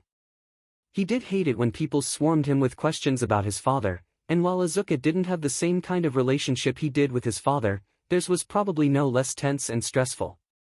The boy sighed. "He attacked my father. I just want some answers. That's not my fault. And it's not his either." Izuku slurped the remainder of the ramen. "He was in control of himself during the attack," Shoto said. Izuku froze for a second, before leveling a glare at him. "I was there. He wasn't just rampaging. He attacked for a reason," Shoto said. "Izuku would never dash. I don't think he was trying to kill him," Shoto clarified. "I think he wanted to use his powers to do something. And I need to know what it was." Izuku actually thought about this for a moment, before giving a tired sigh. "Look, I don't know how Izuku's quirk works. Last time I talked to him I'm pretty sure he didn't either. But if you're so sure about this, then I'll ask him next time I see him." "You're still in contact with him?" Shoto raised an eyebrow. "Of course I'm still in contact with him." Izuku sounded slightly offended. "He may be in a rough spot, to say the least. But he is my brother. We've spent all our lives together. No matter what, he'll come back to me eventually." Shoto got a chill up his spine. Why does that sound so familiar? Flashback, just after Rei Todoroki was taken to the mental hospital. Shoto cried into his sister's chest, as she tried desperately to comfort him. And herself. "It's okay. It's okay. Mom didn't mean to do that, she's just not well. She's still the same mom we all love. After she's better she'll come home and we'll all be happy together," Fuyumi said, her tone dripping with desperation and delusion. Back to the present. While Izuku didn't sound as deluded and desperate as his sister had, he could recognize the similarities. Honestly, the more he thought about the poor girl's situation, the more he pitied her. "At this rate, she's going to end up like my sister," Shoto thought. And if there was anyone he truly pitied in this world besides his mother, it was his sister. "I should probably do something about this," Shoto thought. "So are you just going to stand there like a jackass or?" Izuku asked him. And here was where the issue lied. Shoto had many skills he had developed over the years. Social skills were definitely not one of those skills. "How was the weather?" Shoto replied. Izuku blinked. There was another PRD of awkward silence. "What are you doing?" Izuku asked him. "Honestly, I have no idea," Shoto said. This was preceded by even more awkward silence. Before Shoto eventually sat down, leaving the two of them in awkward silence for the rest of lunch. Meanwhile, with Izuku. Okay, Izuku was getting really nervous now. 𝗧𝗪𝗧 hadn't done anything, for a long time now. While the optimistic side of Izuku was hoping that the demon had simply given up, the side of Izuku that knew better, however, was scared at what the demon might be planning. What the heck are you doing, 𝗧𝗪𝗧? Izuku muttered to himself. Izuku. Eri came up to him. Who's 𝗧𝗪𝗧? He's a... Izuku thought about how to best respond to this. A very bad thing. Eri comes here please.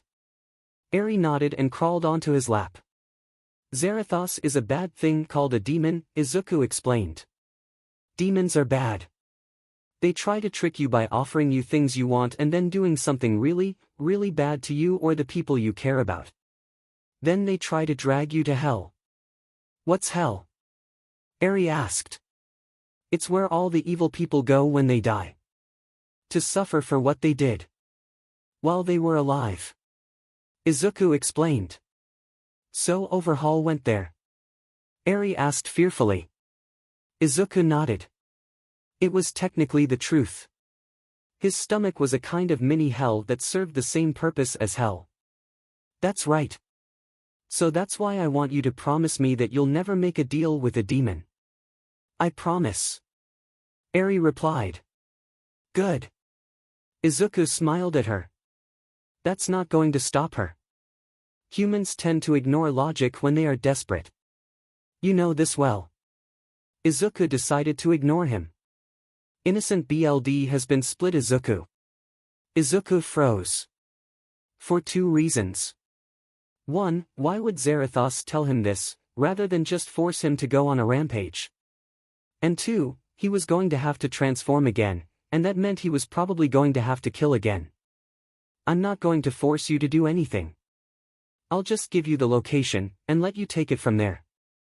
Izuku's eyes widened. He had to go, and fast. 2 heroes were dying. People were screaming as they tried to escape the scene. The villain Muscular had shown up and started attacking, and the only 2 heroes in the area were the Waterhouse duo, 𝗵𝗃 it were not making a dent. Yelled Hosu Izumi to his wife. We don't have to. Responded Mizu Izumi to her husband. We just have to hold him off until the people can escape. Right. Hosu responded. The water hose duo had quirks that complement each other. Mizu's quirk allowed her to create water and Hosu's quirk let him control water. Together they made a formidable duo. 2 on 1 ha. Good twice the fun. Said Muscular. Muscular charged at the 2 but Hosu used the water on the floor to trip him up. Whoa! Cried Muscular as he fell. Hosu then the water underneath Muscular to carry the villain away from them. Muscular stopped himself by grabbing onto the ground and digging his fingers in. Muscular then launches himself at Hosu at speeds too fast for Hosu to react. Just as Muscular was reeling back his muscle fiber-enhanced fist, ready to hit Hosu, he was suddenly launched back by a highly pressurized jet of water made by Mizu. Hosu now! Mizu yelled. Hosu knew what to do and used the water now covering Muscular's body to try and hold him in place. Gah! Muscular cried as he struggled against the water on his body holding him in place. It won't hold. He's too strong. We have to get out of here. Hosu said, doing his best to keep the villain in place. 𝗵𝗃. Not everyone has been evacuated yet. Mizu said. If we leave then he'll just kill all of them. You got that right. It was at that point Muscular broke free of his bindings and charged at Hosu, ramming his fist into his torso, knocking him back into a building. Hosu! Mizu shouted in horror. Mizu looked back at Muscular with an expression of pure rage. She launched a jet of water with all her strength, pushing Muscular back slowly. In response, Muscular used his quirk and enhanced his legs with his muscle fibers. Slowly he pushed on against the force of the water, coming closer and closer to Mizu. As Muscular pushed on, Mizu's jet of water grew weaker as Mizu was unable to keep up the water pressure.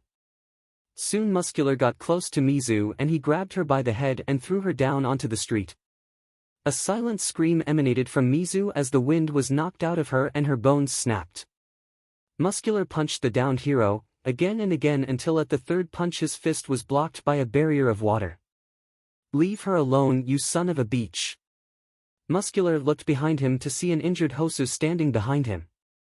Muscular turned around and went to punch 𝗧𝗧 but was blocked by another water barrier. But it couldn't hold up forever as after 3 punches his fist went through the barrier, hitting 𝗧𝗧 in the face. 𝗧𝗧 fell to the floor and Muscular punched him several more times until 𝗧𝗧 was bleeding, barely conscious mess. Muscular grinned. He stopped punching 𝗧𝗧 and moved to unconscious 𝗵𝘃𝗧. He picked up her limp, broken body, and tossed it next to 𝗧𝗧. "You know, you two weren't half bad. Tell you what. As a reward for showing me a good time, you two can die together, how about that?" Muscular said, standing over them. 𝗧𝗧 spits in his eye. "Ugh. Really? Was that it, fish?"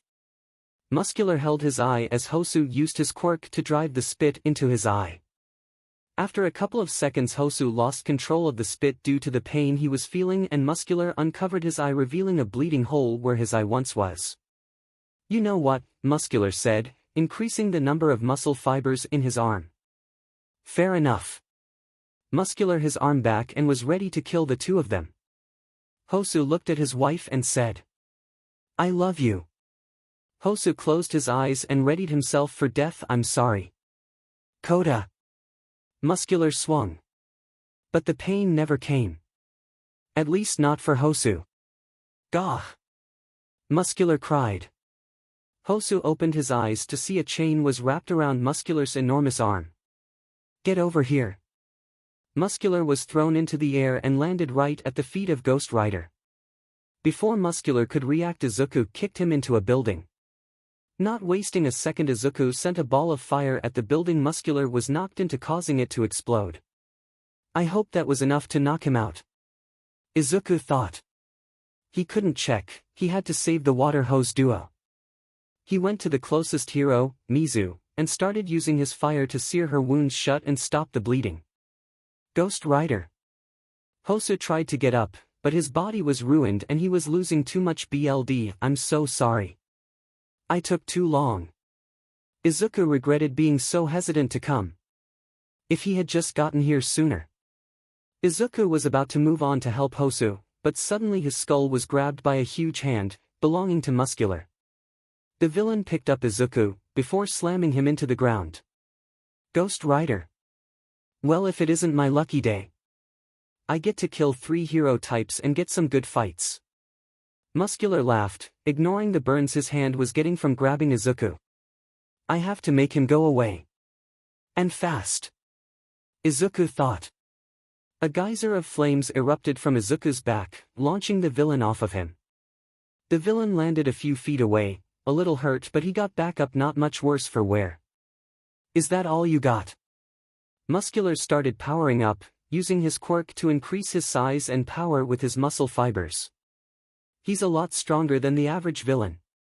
𝗧𝗂 didn't really have a good handle on controlling his powers. Most of the time he was just rampaging, trying, mostly in vain, to restrain himself and stop himself from fighting altogether. Now that he was in control, he had no clue how to actually hold back, while still fighting. The villain charged at 𝗧𝗂, and in response, 𝗧𝗂 made a shotgun appear in his hands. As Muscular got close, 𝗧𝗂 pulled the trigger. Boom! Muscular was blasted back, his body skidding through the street. After flying about 12 feet, Muscular dug his arms into the ground and managed to stop himself. The villain got up, his shirt was in tatters and his chest and face were burned slightly. "Not bad.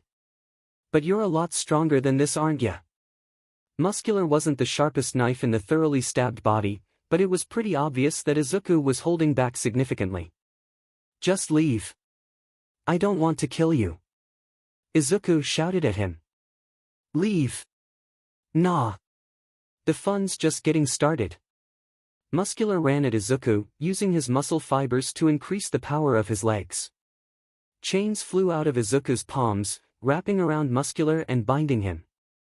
However, 𝗧𝗂 failed to stop the villain's forward momentum, causing the restrained villain to go crashing into him. 𝗧𝗂𝗧𝗏 and 𝗵𝘃𝗲 were sent flying back and crashed into a building, with the chained-up 𝗵𝘃𝗲 landing on top of him. 𝗧𝗂𝗧𝗏 pushed 𝗵𝘃𝗲 off of him and ran off to run to 𝗳𝗏. 𝗵𝘃𝗲 moved his legs and tripped the unexpecting 𝗧𝗂𝗧𝗏, causing him to fall to the ground. Gah! Why? 𝗧𝗂𝗧𝗏 shouted. He didn't understand. What was the point of this? The villain wasn't trying to steal anything or accomplish anything, he was just smashing things up. The fight's not over, 𝗬𝗏𝗶𝘃𝗧𝗟𝗑. 𝗵𝘃𝗲 struggled to try and free himself but to no avail. His arms were chained to his sides so he couldn't get up. Not wanting to waste any more time, 𝗧𝗂𝗧𝗏 got back up and ran back to where 𝗳𝗏 was using his incredible speed. He reached him in a couple of seconds. The hero was pale as a sheet. "I'm sorry. I'm so sorry." 𝗧𝗂𝗧𝗏 apologized as he seared his wounds shut to stop the bleeding. But it wasn't enough, he had lost too much blood. He needed to get him to a hospital. "Thank you." 𝗳𝗏 coughed out more blood. After closing his wounds he got up and formed a chain, then he started spinning it in a circle to try and open a portal. "Your left," 𝗳𝗏 warned him. 𝗧𝗂𝗧𝗏 looked to his left and saw 𝗵𝘃𝗲𝗧𝗏's foot getting ready to kick him in the ribs. Luckily now that 𝗧𝗂𝗧𝗏 was aware of the oncoming threat, he actually had his guard up, and when 𝗵𝘃𝗲𝗧𝗏's attack landed, it did nothing. "How did you even get up?" 𝗧𝗂𝗧𝗏 shouted. He was getting angrier and angrier as the villain tried his hardest to make things difficult for him. 𝗧𝗂𝗧𝗏 held up a single finger, and shot 𝗵𝘃𝗲𝗧𝗏 in the face with a small fireball, not doing any damage but sending him back to the ground and off his feet. Then to 𝗧𝗂𝗧𝗏's surprise, 𝗵𝘃𝗲𝗧𝗏 increased the muscle fibers in his neck, slowly lifting him off the ground until he was back on his feet. All while 𝗧𝗂𝗧𝗏 stared at him in shock. "You're gonna have to try harder than that." The villain laughed. "Jrrr. Just stay down already." 𝗧𝗂𝗧𝗏 roared. The chains around 𝗵𝘃𝗲𝗧𝗏 extended, latching themselves to the ground and trying to pull the villain to his knees. However, despite not being stronger than the chains, he was stronger than the street the chains were latched into, so he simply stomped on the ground, freeing himself as the chains had nothing to latch onto. He ran towards 𝗧𝗂𝗧𝗏 and delivered a devastating headbutt. Or rather a head, but that would be devastating if it were done to anyone but 𝗧𝗂𝗧𝗏, who stood there getting very, very angry. "He's so persistent." 𝗧𝗂𝗧𝗏 grit his teeth. He threw 𝗵𝘃𝗲𝗧𝗏 to the side. The chains around 𝗵𝘃𝗲𝗧𝗏 came to life and started wrapping up the rest of his body, his head, his legs, his feet. Soon enough he was stuck in a cocoon of chains. "Okay. He can't break free of that," 𝗧𝗂𝗧𝗏 thought. He went back to trying to open a portal, but a few seconds later, he heard the villain yelling in pain. He looked back at the cocoon and saw blood started to leak out of it. What's going on? Wait. Is he trying to expand his muscles to break the chains? 𝗧𝗂𝗧𝗏 panicked. If he keeps that up, he'll squish himself to death. In a moment of pure panic, 𝗧𝗂𝗧𝗏 willed his chains to disappear, causing them to turn to ash, and freed the villain. 𝗵𝘃𝗲𝗧𝗏 was covered in bleeding muscles. He couldn't even see any of his skin apart from his face anymore. "What is wrong with you?" 𝗧𝗂𝗧𝗏 shouted. "You're going to die." "Yeah. So what? Better than sitting in some cell," 𝗵𝘃𝗲𝗧𝗏 said. "I thought you were one of those murdering vigilantes. Where's your blood lust? This guy is a psychopath," 𝗧𝗂𝗧𝗏 thought. "It's no use. I can't restrain him. I need to either knock him far enough that I can get them to safety or knock him out. I might kill him, but I have to risk it." 𝗵𝘃𝗲𝗧𝗏 was about to charge at 𝗧𝗂𝗧𝗏, but before he could even blink, 𝗧𝗂𝗧𝗏 was already in front of him. Smash! 𝗧𝗂𝗧𝗏's fist connected with the villain's chest. The massive amount of force used in the punch destroyed most of the muscle fiber that was covering him and sent him flying back, miles away, as the wind pressure from the punch pushed him back even further.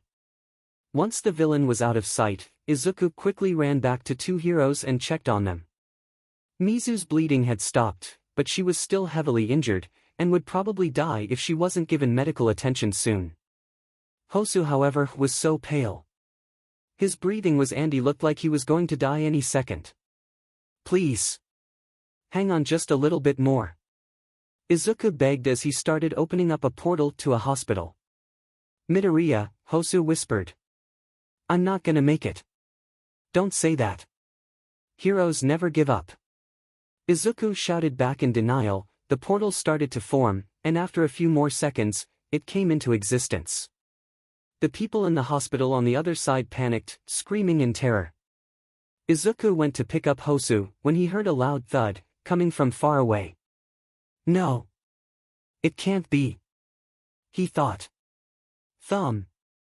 He heard the thud again, and it was getting closer. 𝗵𝘃𝗧𝗏 𝗧𝗑𝗧 wheezed. Save my wife. Then kick his butt.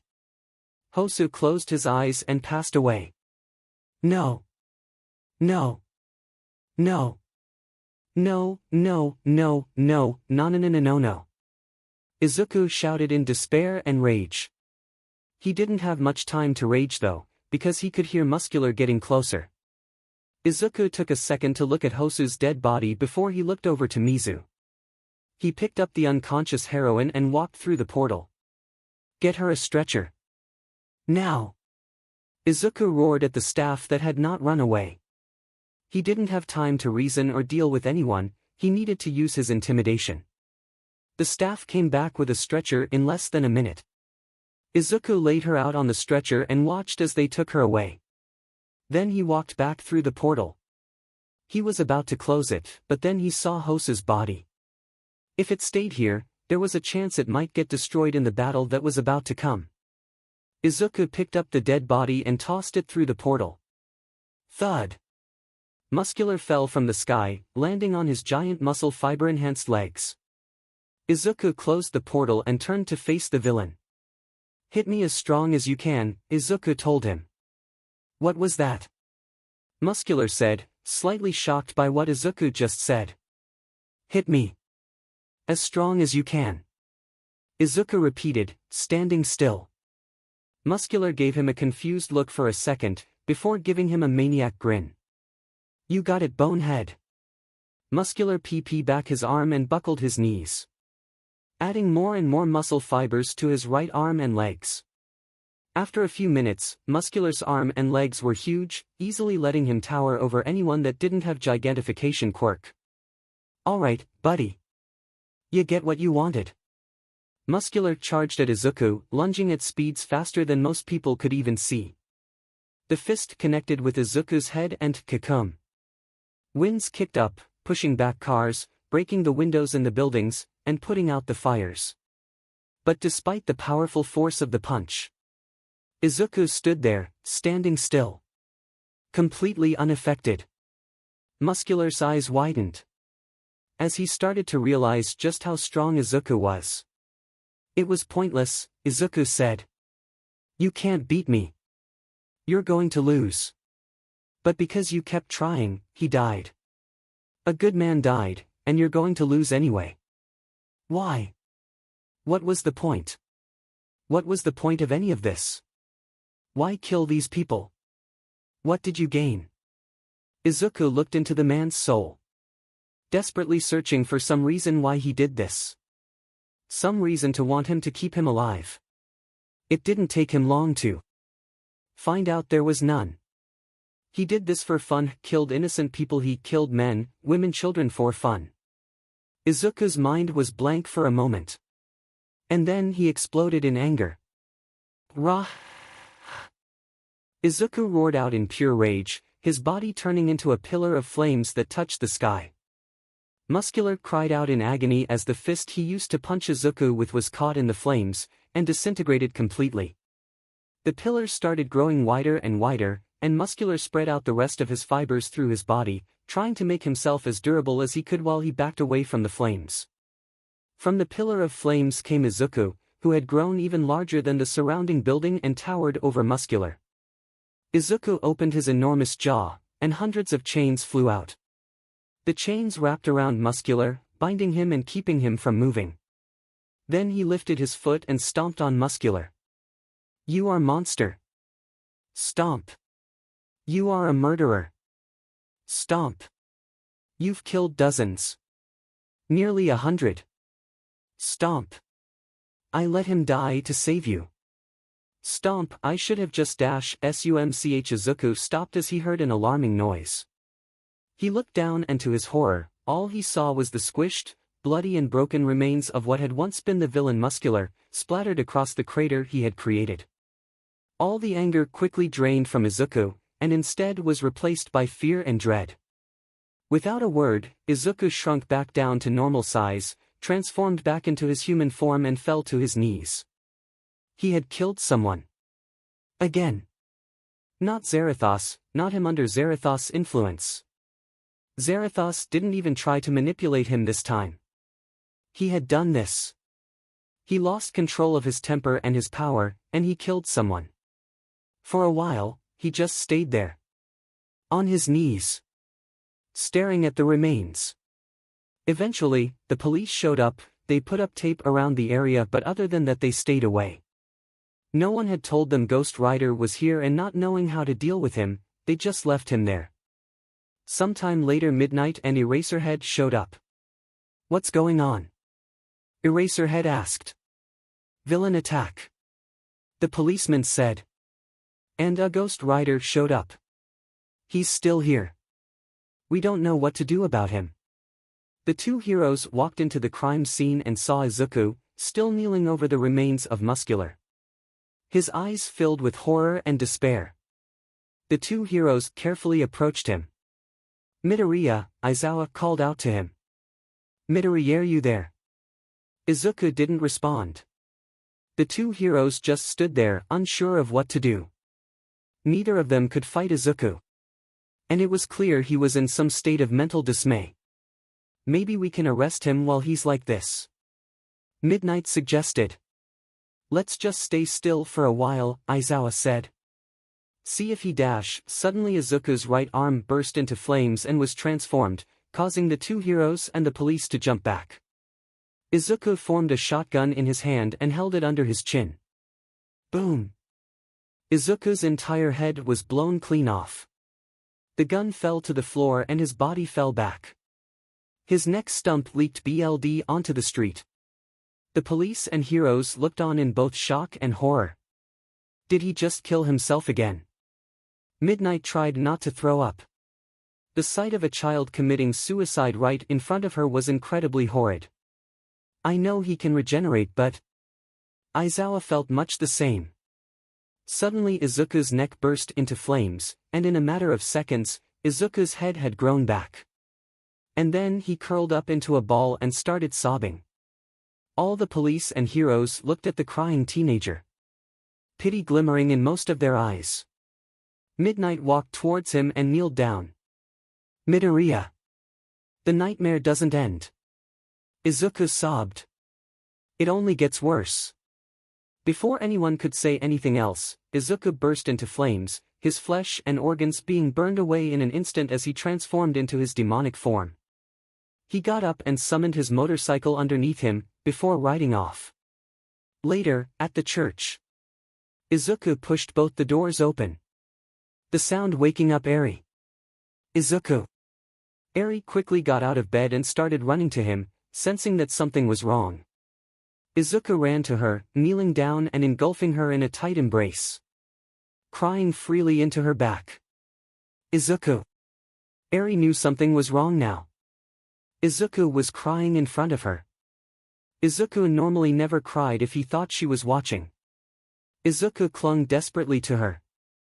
To the one person he saved. To the one good thing he'd ever done. That's not true. You saved many people. You just saved that woman. You did good, 𝗧𝗂𝗧𝗏. 𝗧𝗂𝗧𝗏 ignored the demon. Eri. Please just let me hold you for a while. 𝗧𝗂𝗧𝗏 begged. Please. Oh okay, Eri said, hugging 𝗧𝗂𝗧𝗏 as tightly as she could. Hoping to make him feel better. 𝗧𝗂𝗧𝗏, did something bad happen? Yes, Eri, 𝗧𝗂𝗧𝗏 told her. I made a deal with a demon. And now I'm in hell. Is it right to kill? That question had been on 𝗧𝗂𝗧𝗏's mind all day. Killing was wrong. And 𝗧𝗂𝗧𝗏 knew that. Not even criminals deserved to be mindlessly slaughtered. They were people too. And anyone who says people should just be killed en masse, was in 𝗧𝗂𝗧𝗏's opinion, almost as bad as the people they wanted dead. However, he could have saved 𝗧𝗪𝗧𝗍𝗵. And all he had to do was stop holding back, and kill 𝗵𝘃𝗧𝗍𝗪. If there was such a thing as a person who deserved to die, then 𝗵𝘃𝗧𝗍𝗪 was almost definitely such a person. He killed for the sake of killing, and he loved every second of it. He paid no mind to who he was hurting, the families he split apart and all the blood he spilled for the sake of his own enjoyment. All he had to do was kill one of the worst people imaginable, to save a hero. A hero, and a father as it turned out. But still, killing was wrong. Sure, some heroes killed villains in desperate situations, but those heroes didn't have a literal demon in their head manipulating them and trying to get them to continue killing. If he started thinking that killing someone was okay, under any circumstance, then that left the door open for him to think that killing people was okay, 𝗵𝘃𝗲. Again, normal people probably wouldn't have to worry about such an extreme train of thought, but again, normal people didn't have Zarathos. What didn't help 𝗧𝗂𝗧's dilemma, was that he killed 𝗵𝘃𝗧𝗍𝗪 anyway. Meaning not only was his choice to not kill 𝗵𝘃𝗧𝗍𝗪 questionable, it was meaningless. 𝗧𝗪𝗧𝗍 died for nothing. He shook himself out of guilt-ridden stupor. I have to at least pay my respects. I can do that much. 𝗧𝗂𝗧𝗍 thought. It was late at night and 𝗳𝗍𝗓 was fast asleep. 𝗧𝗂𝗧𝗍 stepped out of the church, getting far enough away so 𝗳𝗍𝗓 wouldn't hear him, before opening up a portal and walking through it. The portal leads 𝗧𝗂𝗧𝗏 to a cemetery and after closing it behind him he started his search. It took him a few minutes, but eventually, 𝗧𝗂𝗧𝗏 found what he was looking for. The grave of 𝗧𝗪𝗧𝗍𝗪. 𝗧𝗂𝗧𝗏 felt his legs grow weak, as he stood in front of the strong reminder of the man he failed to save. 𝗳𝗍𝗧𝗏 searched for words. He came here to apologize, but now, it didn't feel like enough. What good was apologizing to a dead man? He was gone. In a place where his words could not reach him. And so 𝗧𝗂𝗧𝗏 stayed silent. Standing over the man's grave, as tears started rolling down his cheeks. Eventually, the crying turned to sobbing, and 𝗧𝗂𝗧𝗏's legs failed him and he fell to his knees. Please forgive me. 𝗧𝗂𝗧𝗏 sobbed. He knew his words were useless, but he just had to let it out. Please. Please forgive me. I'm sorry. Even on the man's grave, he couldn't say. He should have killed 𝗵𝘃𝗧𝗍𝗪. He just couldn't. As he wept shouting out unheard apologies, he suddenly felt a hand fall on his shoulder. 𝗧𝗂𝗧𝗏 jolted away from the touch of whoever was behind him, and on top of the grave. 𝗧𝗂𝗧𝗏 only realized he was on top of the grave when his back hit the headstone. Ah! 𝗧𝗂𝗧𝗏 rolled over to the side, horrified that he had disrespected his grave like that. He crawled back in fear, further away from whoever was behind him until his back hit a nearby tree. Wait! Called out a feminine voice. Against his better judgment, rather than just running, 𝗧𝗂𝗧𝗏 looked up at the person calling him. And the mystery person turned out to be none other than 𝗵𝘃𝗧𝗍𝗪. Hello. She greeted him gently, trying not to scare him. 𝗧𝗂𝗧𝗏 froze. He didn't know what to do here. Part of him wanted to apologize for failing to save her husband. And another part of him wanted to run since she was still a pro-hero after all. You don't need to run, 𝗵𝘃𝗧𝗏 told him. It's not like I could beat you in a fight anyway. And from the file, I read taking you by surprise is a bad idea. I just want to talk. How did you know I would be here? 𝗧𝗂𝗧𝗏 asked. He knew it wouldn't be odd for a wife to visit her husband's grave. However, the chances of her coming at the exact same time that he came, was a huge coincidence. Either that, or she and the heroes somehow knew that he would be coming here now. A lot of the other heroes though you may try and visit his grave out of guilt. Either him or 𝗵𝘃𝗧𝗍𝗪. It was a shot in the dark, but given how dangerous you are they decided they might as well send one hero to stake out 𝗧𝗪𝗧𝗏's grave for the next week. 𝗵𝘃𝗧𝗏 explained. They were hesitant when I volunteered, however all I had to say is that I didn't want strangers staking out my husband's grave. Oh. That makes sense. 𝗧𝗂𝗧𝗏 said nervously. There was a small pause, and right when 𝗵𝘃 was about to speak, 𝗧𝗂𝗧 spoke first. "I'm sorry." 𝗧𝗂𝗧 apologized. "2 could have saved him. If I let 𝗵𝘃𝗧𝗟𝗘, he couldn't say it. Even in front of the wife of the man he couldn't save, he couldn't say that killing was the right choice." "It's okay," 𝗵𝘃 said to try and soothe him, as she slowly got closer to him. "It's not your fault. None of this is your fault." But 𝗧𝗂𝗧 stuttered and sobbed. "You're a child. Burdened with an uncontrollable and unstoppable quirk." 𝗵𝘃 told him. "No one can blame you for not knowing what to do." 𝗧𝗂𝗧 hadn't expected that. He'd expected her to yell at him. To call him a monster.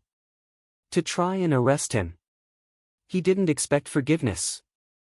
And he definitely wasn't ready for it. 𝗵𝘃 slowly approached him, keeping her arms in front of her to show 𝗧𝗂𝗧 she wasn't hiding anything and she wasn't here to hurt him. "I only came here to talk," 𝗵𝘃 told the sobbing child. "I couldn't hurt you even if I wanted to. Please just listen." 𝗧𝗂𝗧 went quiet. She forgave him despite his incompetence.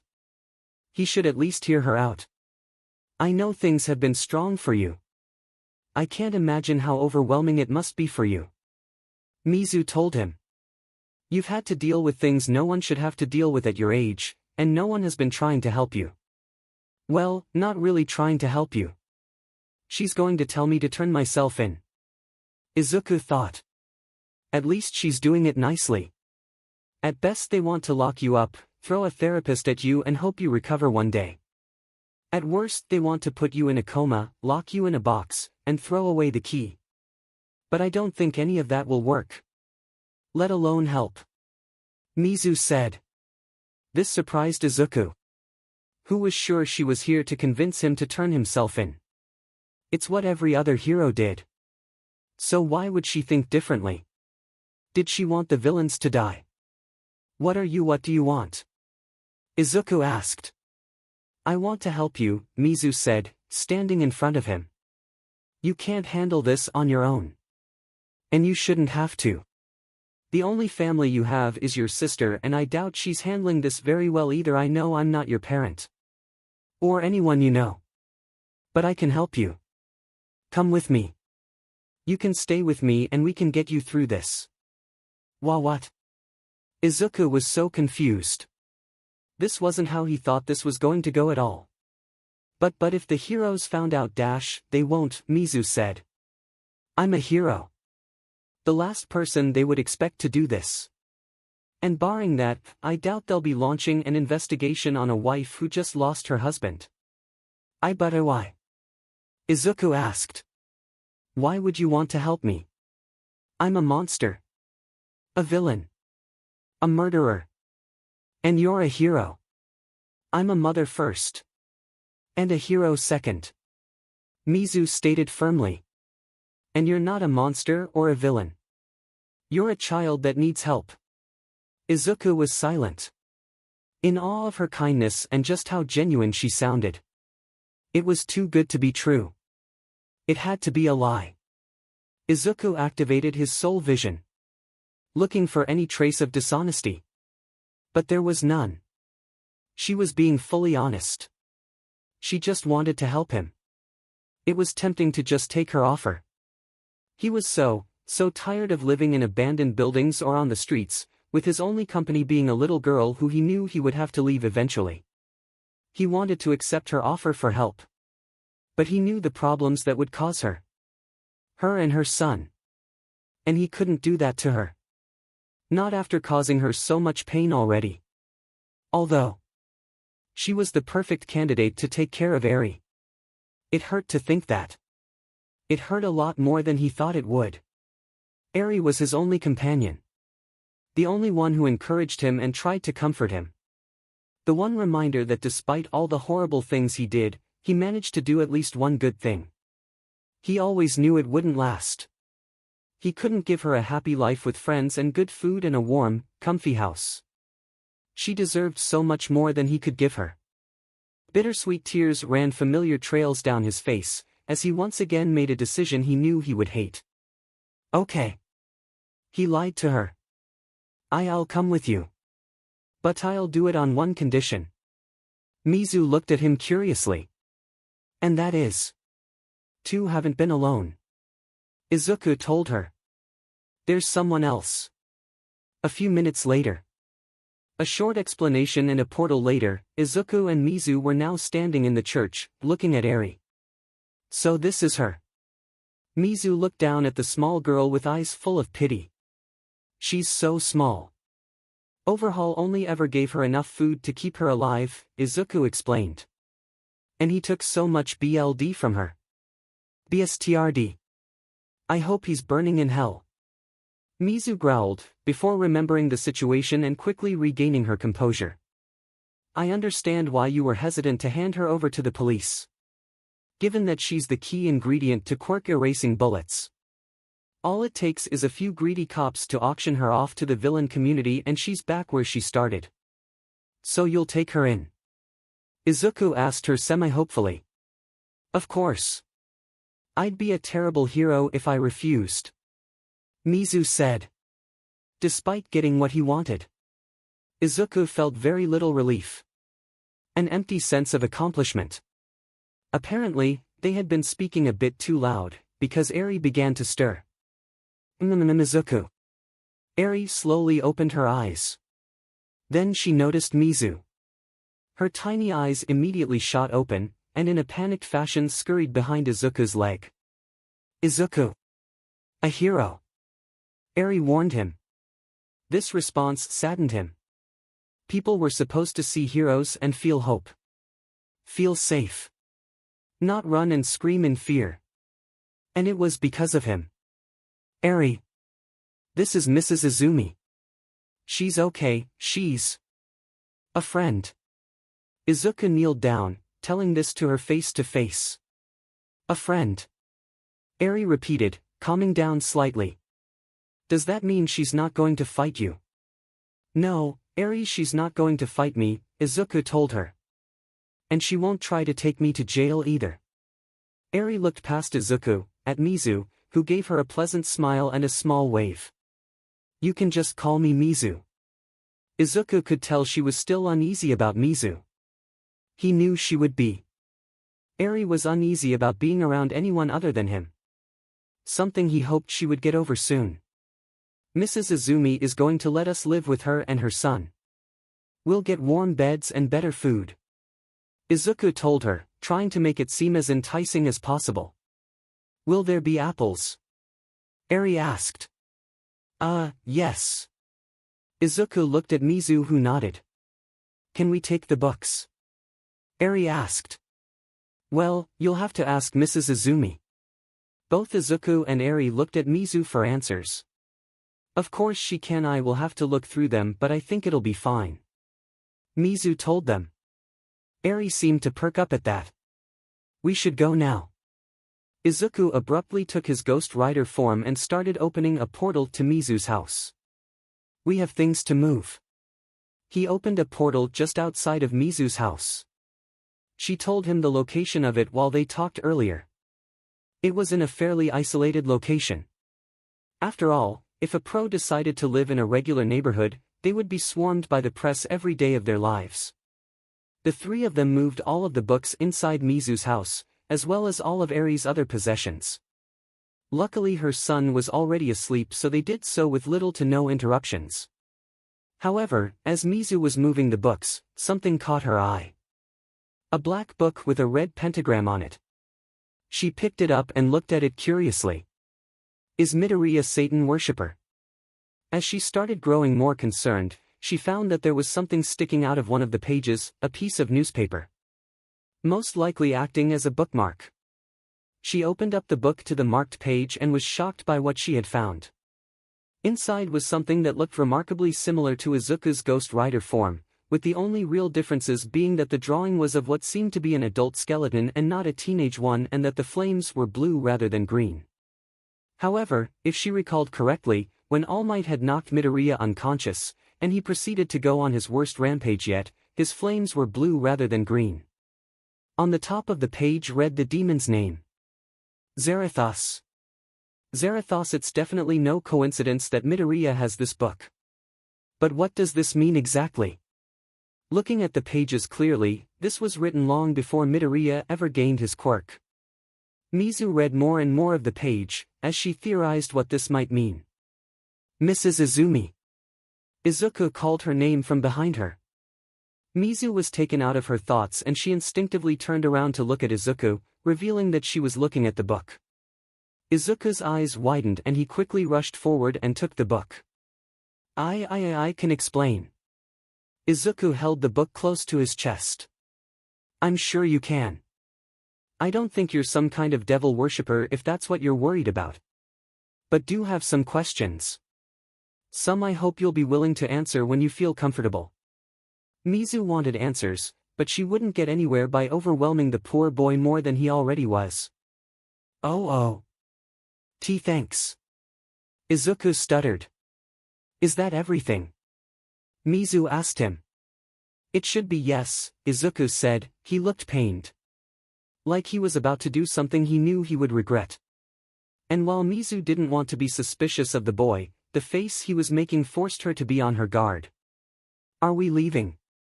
Eri asked, taking hold of Izuku's hand. Yes, Eri, Izuku said stiffly, trying not to look at her. Yeah, something was definitely up. Mizu held her tongue and the three of them walked up to the portal. Mizu standing slightly in front of them. And Eri was holding onto Izuku's hand. Mizu was first to walk out through the portal and into her front lawn. Izuku and Eri approached the portal. Izuku took a saddened glance at Eri, trying his best not to cry. Izuku. What's wrong? Eri asked him worriedly. Eri, I need you to take this, Izuku told her, handing her a folded-up piece of paper. What is it? Eri asked. Something I want you to read later, Izuku told her. Eri, before we go, I want to tell you that you helped a lot. You've made me feel better at times when I felt really, really sad. Thank you, so much. For everything. Why does this sound like a goodbye speech? Mizu started figuring out what exactly Izuku was planning, and by the time she fully pieced it together, it was too late. Goodbye, Eri. And I'm sorry. Not giving any of them time to react, Izuku pushed Eri through the portal and onto Mizu's side, before quickly closing it. Izuku. Eri looked up and saw where the portal had once been. It was now no longer there, and naturally, she started to panic. 𝗵𝗃𝗏. Mizu cursed in her head. He just wanted to give Eri to me. He never intended on coming with me in the first place. Izuku. Eri's shock was turning into a full-blown panic attack. Tears started pouring down her face and she started to hyperventilate. Thinking quickly, Mizu ran up to and wrapped her arms around the small panicking girl. It's okay, you're okay, you'll be fine, Mizu whispered reassurances to her. She was used to doing so after years of being a hero and having to save children in danger. Eventually, Eri grew tired, her panic attack having exhausted her to the point of passing out. Mizu laid the poor girl down on the guest bed. It was clear that whatever dream she was having, it was not a pleasant one. Unfortunately, there was little she could do about it. She had just met the girl, and there was no chance she would trust her so fast, so easily. After making sure the girl would be, at least physically, okay, Mizu made her way downstairs so she could think. 𝗵𝗃𝗏. She cursed, slamming her fist onto her table. Part of her couldn't believe that she had been ticked by a teenager. Although the logical part of her realized that it did make some sense. Midoriya was most likely a terrible liar. He probably freaked out and stuttered when he lied, along with other obvious signs. The issue was, that was also how Midoriya always acted. So telling if he was lying or just scared out of his mind, was a difficult task for anyone. Mizu sighed, taking a deep breath and clearing her head. Getting angry about it won't solve anything. I have to think about this. Why would Midoriya refuse my offer, but still leave the girl with me? If he didn't trust me, then why would he leave the girl with me? Mizu looked down at the paper Izuku had given Eri. Maybe this will provide some answers. Mizu hoped. She unfolded the note. It was as she thought. A letter. Addressed to Eri. The handwriting was sloppy. It was very obvious he wrote this in a rush. Eri. The letter read. It's not your fault this happened. I didn't want to leave you. Not like your mother did. If I could I would never leave you. But I can't. As long as you're with me, you can't live a normal life. You can't go to school. You can't see a therapist. You can't make friends. You can't live in a nice comfy house and eat good food. And you deserve all that. You deserve that and so much more. I can't give you that. So I'm sorry, I have to leave you. Stay with Mrs. Izumi. She's a nice woman, you can trust her. I checked. Maybe one day I'll be cured. And by some miracle, I'll be free. If that happens, I'll come see you again. If that day ever comes, I hope you can forgive me. Well, this answered a few questions and raised some others. So he thinks of himself as a burden. That would explain why he refused my offer. He probably thinks he'll cause me more trouble than he's worth. Mizu deduced. But what does he mean? He checked. Can he read minds? Honestly, I wouldn't be surprised. But if that's the case, then helping him is going to be harder than I thought. The selfless ones are always the hardest to save. Mizu knew she had a difficult road ahead of her. She would have to raise Kota, who just lost his father, Eri, who, on top of all the other things she suffered through, was now without her savior and the only person she really trusted, and have to find Izuku and convince him to let her help him. The hero sighed. Hosu. I wish you were here to help me with this. I will help this boy. I swear.